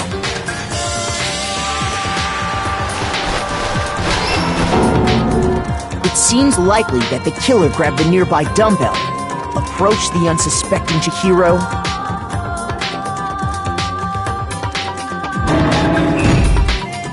and attacked him. And that's where the bloodstains on the poster and carpeting in the boys' locker room came from.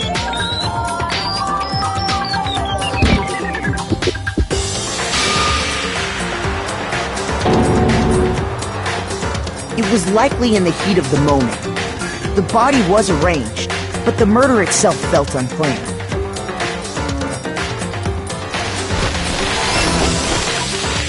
Which is why the killer hurried to try and hide the act. First, pulling up the bloodstained carpet. Then, removing the bloody poster.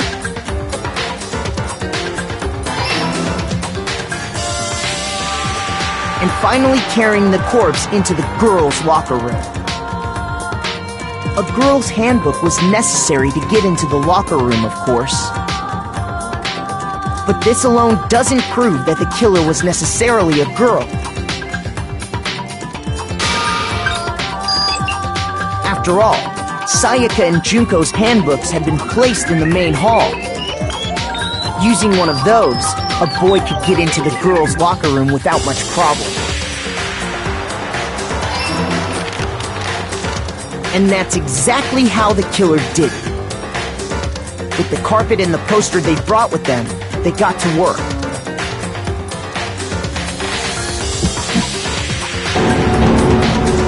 They changed the layout of the boys' and girls' locker room in what you might call a crime scene switch.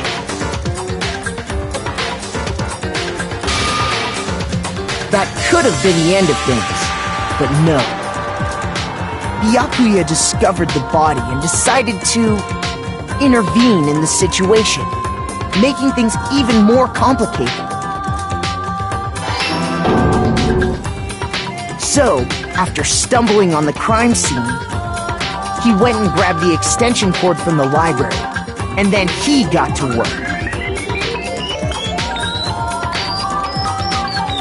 He used the cord to string up Chihiro's lifeless body.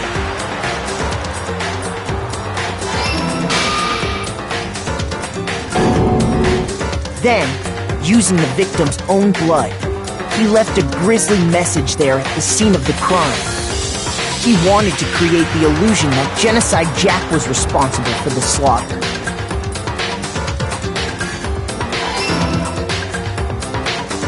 And around the same time that Byakuya was putting together this facade, the killer, having already disposed of Chihiro's bag and other belongings, arrived at the sauna. There, they planned to destroy the last piece of evidence, Chihiro's handbook.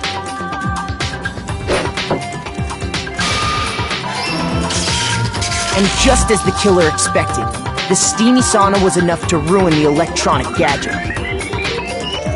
Somehow, the killer knew that the handbook couldn't stand up to the heat of the sauna. And the reason they knew that is because the sauna had already wrecked their own handbook. And that's how it all played out.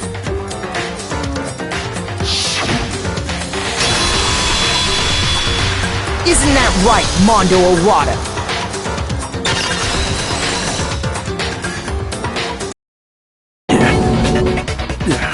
Wait! No!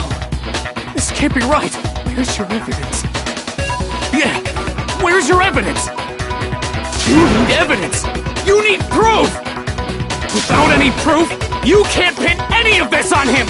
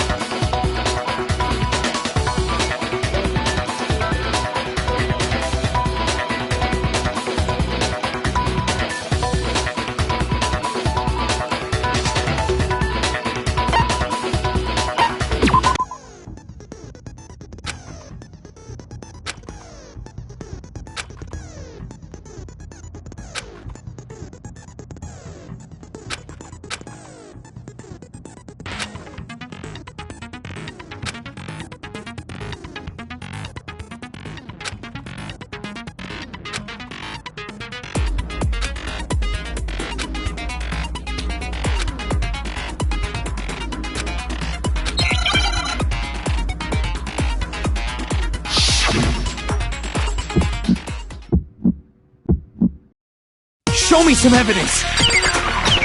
You're wrong! I won't listen! I refute you! False! You're corrupt!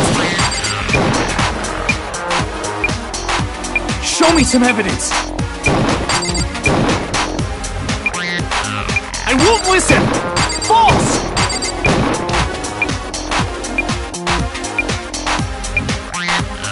I refuse to vote! Show me some evidence! You're wrong! I won't listen! I refute you!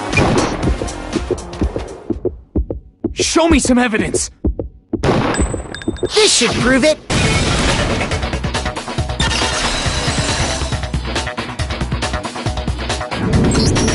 If my thinking so far is right, Mondo must have replaced his broken handbook with Leon's. In which case, we can just check each of our handbooks right now. Once we do that, we'll... We don't gotta do that. Huh? Yeah, I did it. I killed him.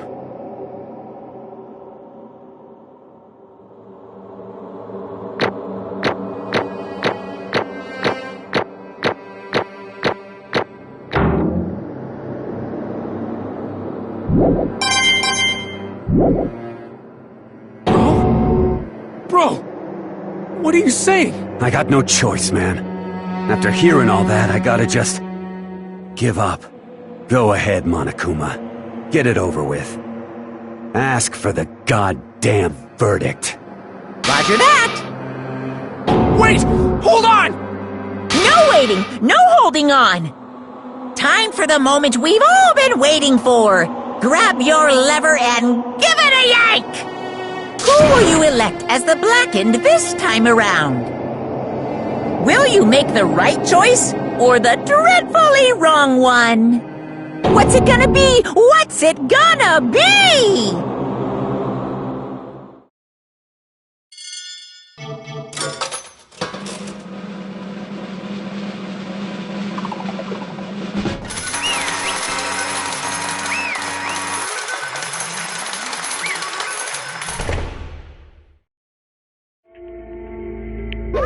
What?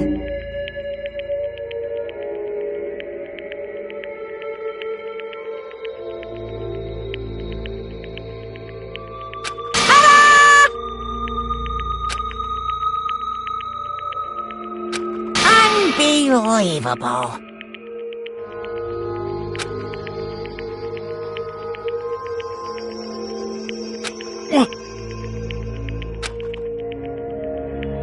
Sorry. What is this? Ah! Now then. Actually... Ha!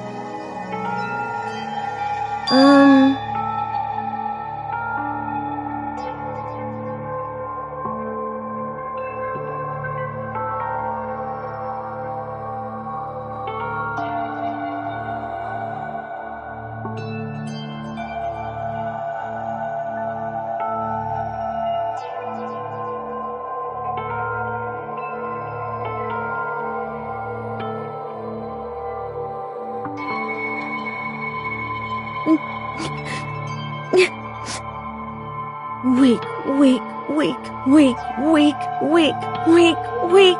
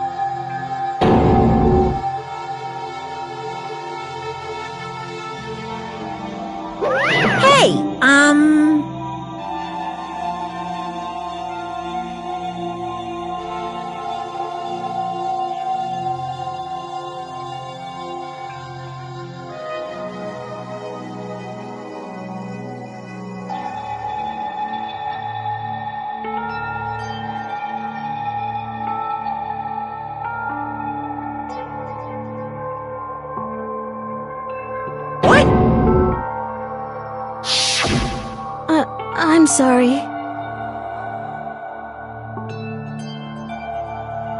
But...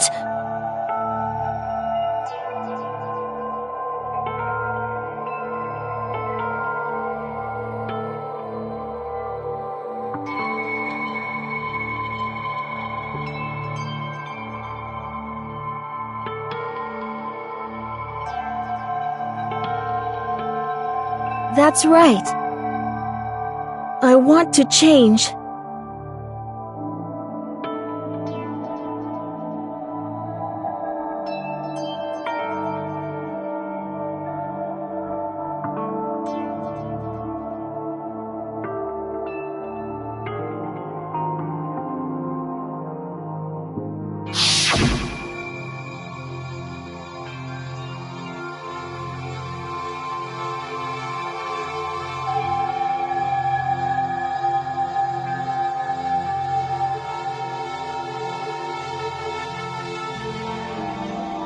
Hey,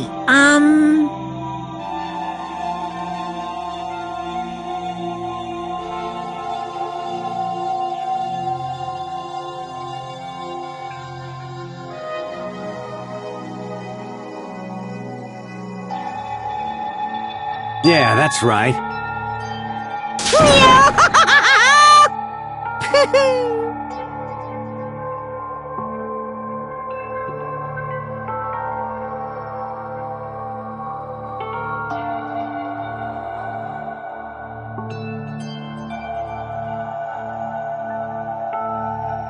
Uh-huh.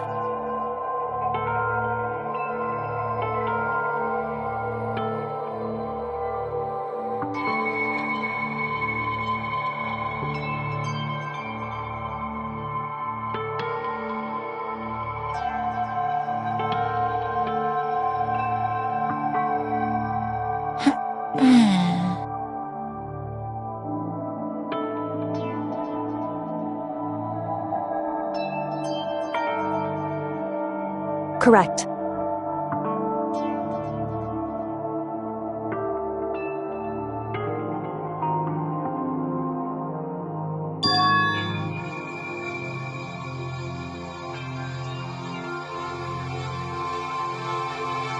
Indeed.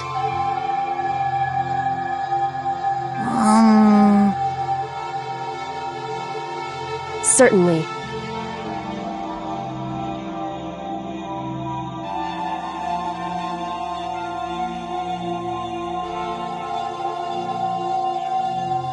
But...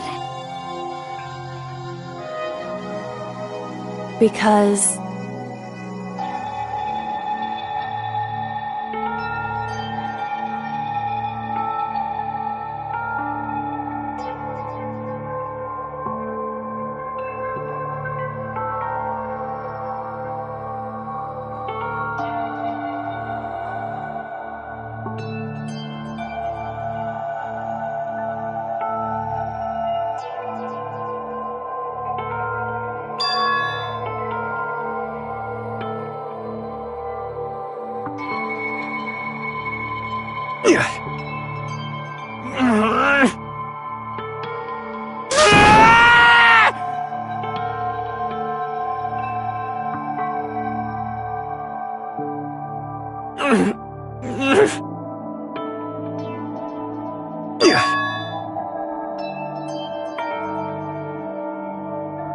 I knew it.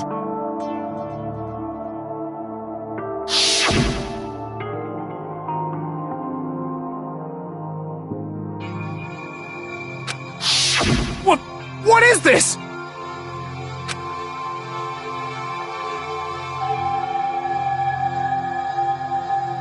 You're wrong! Don't make me repeat myself.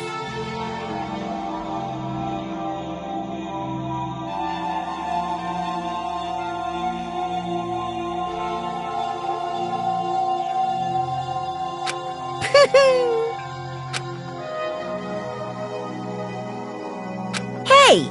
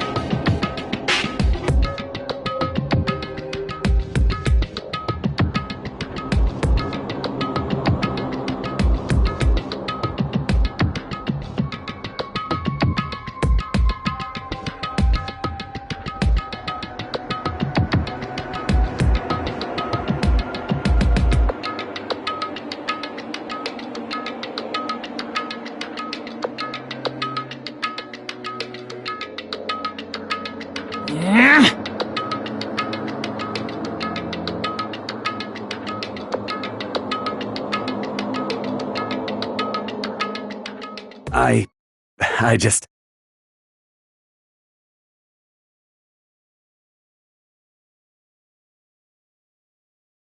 Don't fuck with me!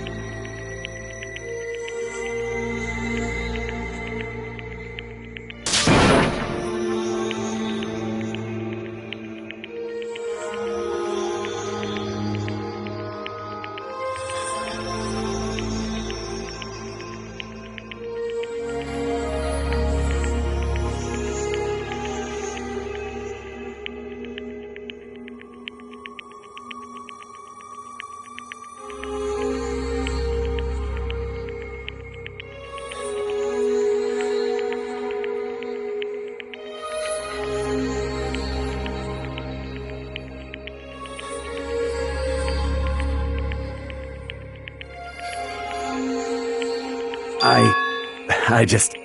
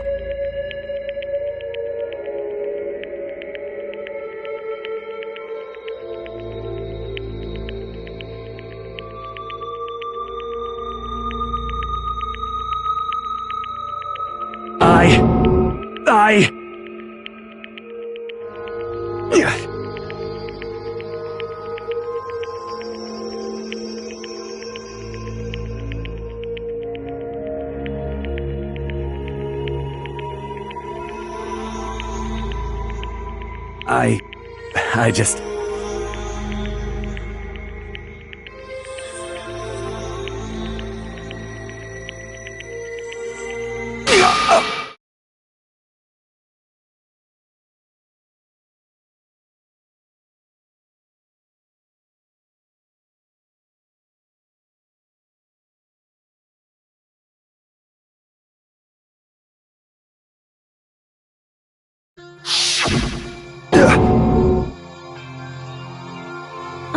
I'm sorry.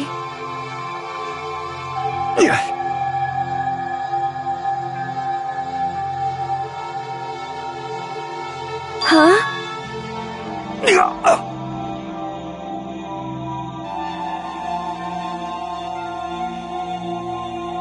But... I want to change.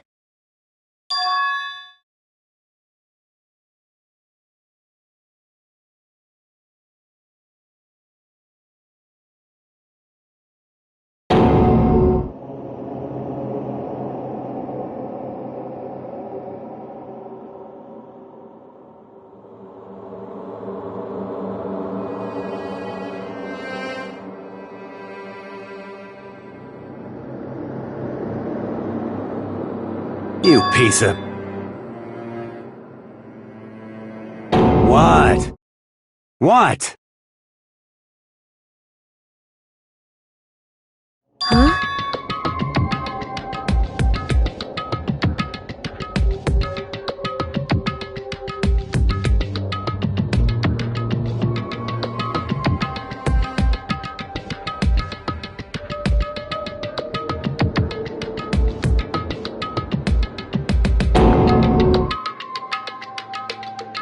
What?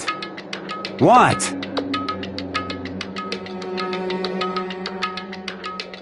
No!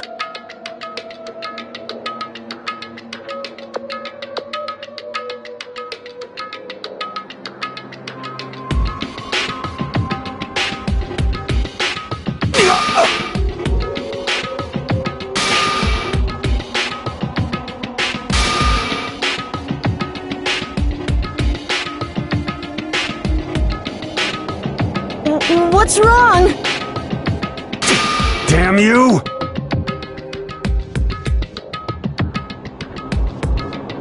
I just wanted to... Yeah, that's right.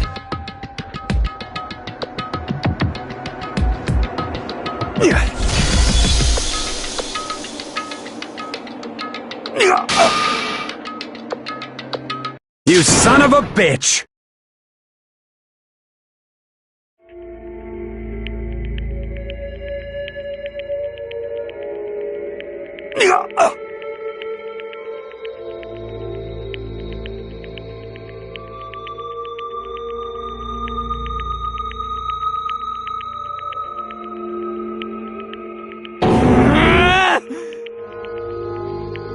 I killed him. I killed Chihiro. Even after all this time, I'm still just as weak as I've always been. And thanks to that, I did something I can never take back.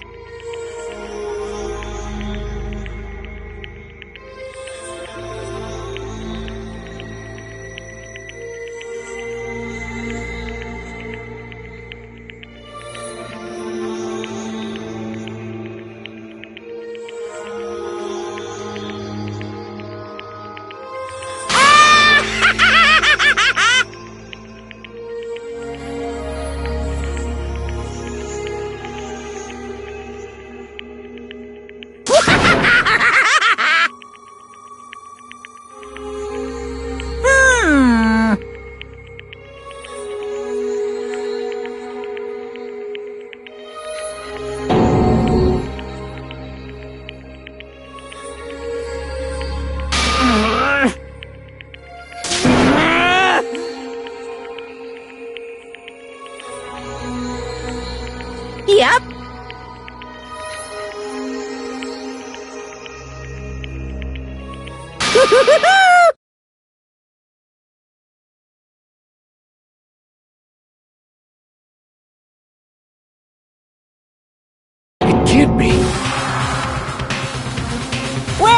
Well now, well now, well now.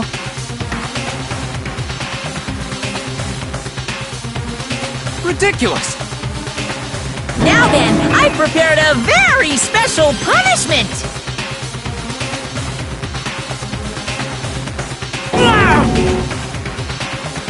Let's give it everything we've got! It's punishment time!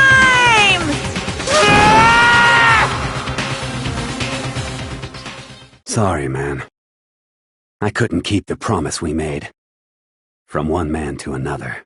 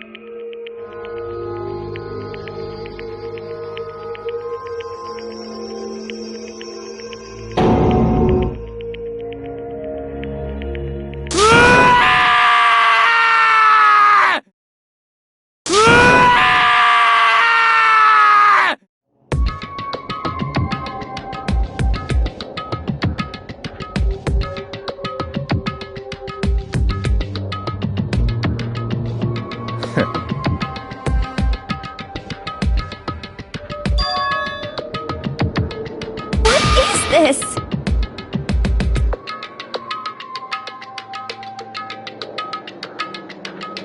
Naturally. Hey.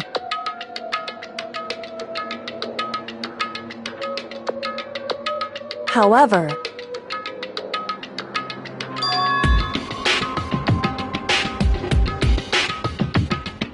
What?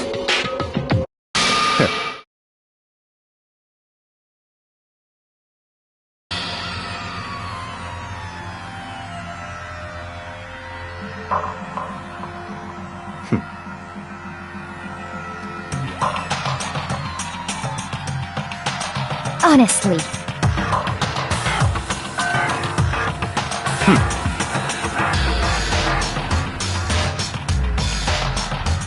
There is nothing to be done.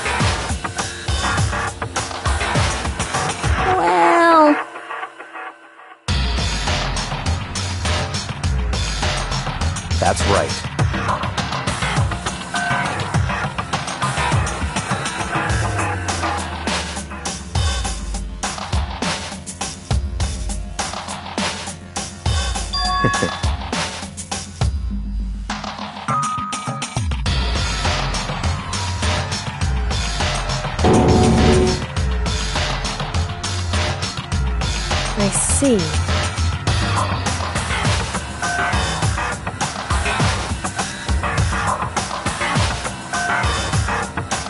But...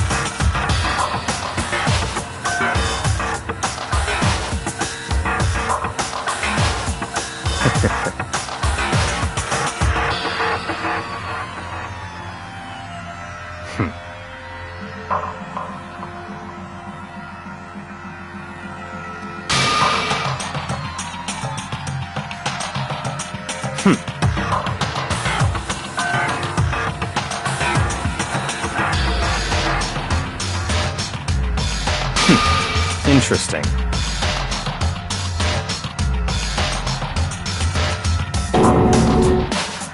Correct.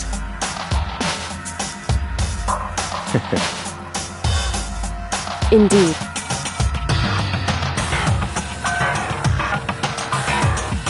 Hey. What's this? You...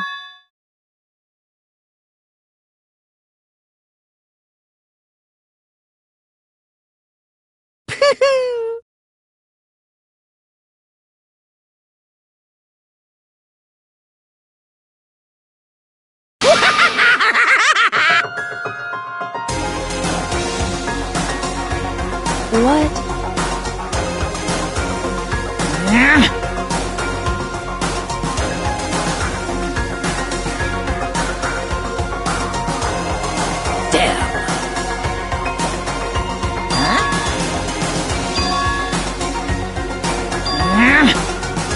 What the heck? Damn it!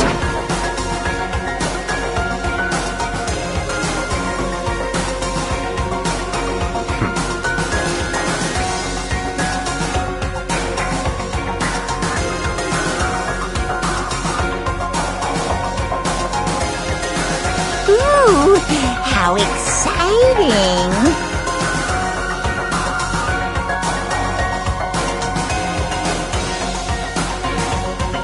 That's enough.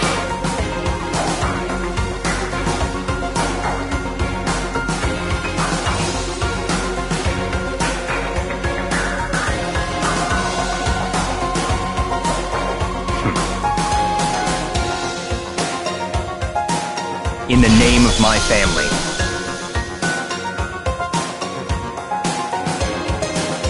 You're getting all riled up!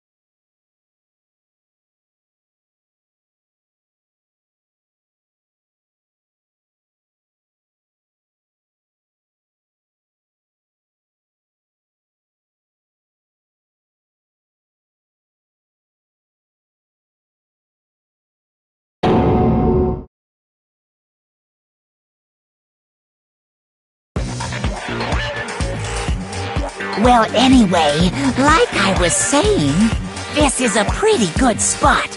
Yeah, a really good spot. Anyway, isn't it amazing how that girl went and killed someone before things even had a chance to get boring? Once things really get moving, it'll be like a roller coaster. There won't be any stopping it. Fear and despair charge forward at a speed nothing can hope to match. But I must admit, I'm disappointed. I went to all the pain and effort of making you part of the group, and you couldn't play your part. You do remember you were supposed to make the first move, right? Well, no biggie. Nothing we can do about it now, so just do your best to make things more exciting from now on, okay? After all, that's what everyone wants to see.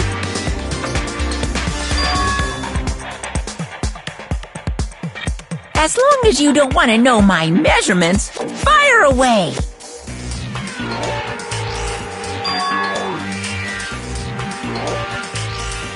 Ooh, my, you really took me by surprise there. I know I said you could ask anything, but... Super denied, ultra denied, demonic denied!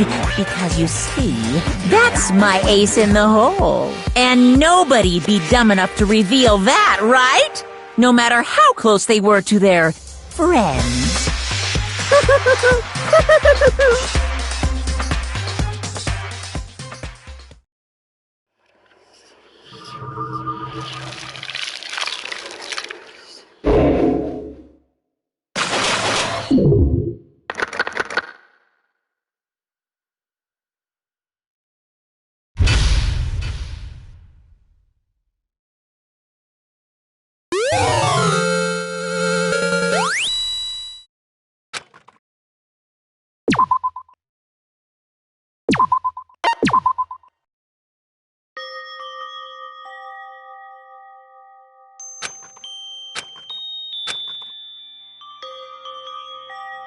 I know I shouldn't cry.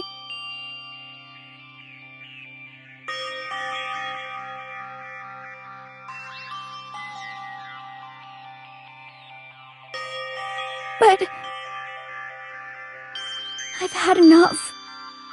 I can't take it anymore. Getting out of here anytime soon?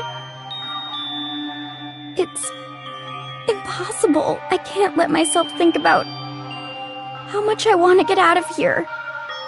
If I keep thinking like that, I might decide to.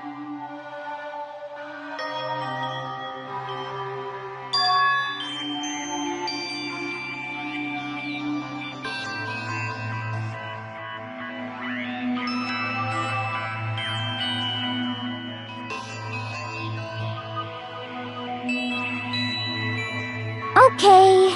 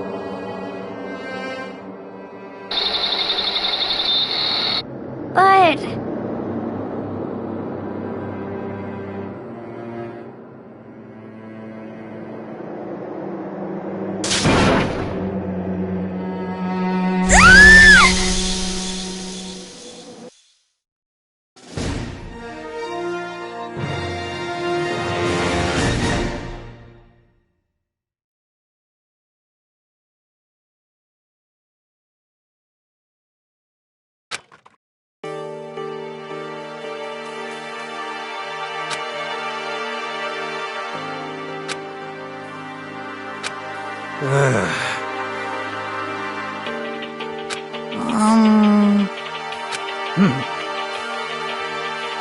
Oh.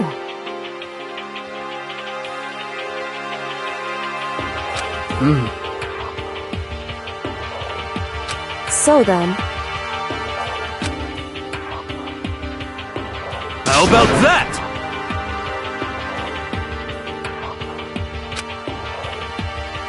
Impossible.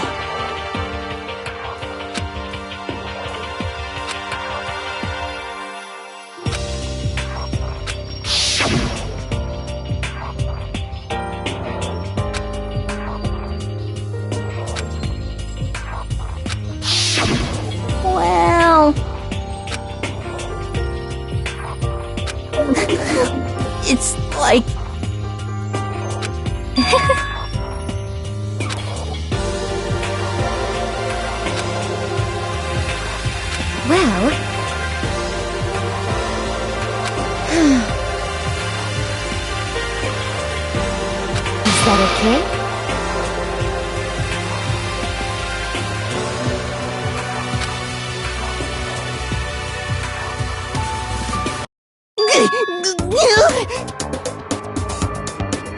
Huh?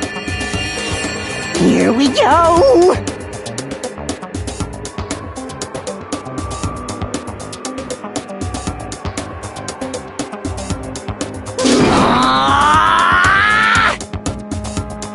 There is nothing to be done.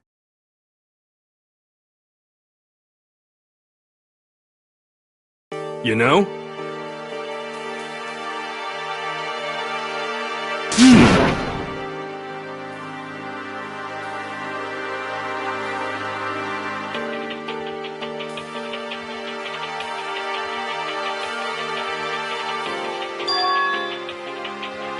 I'm right?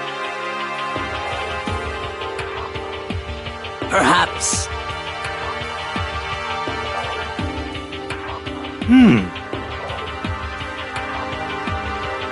Well then.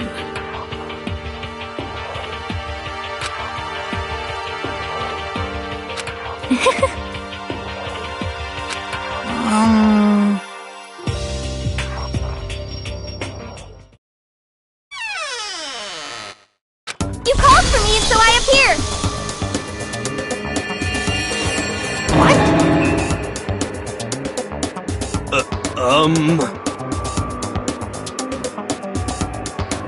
Yes!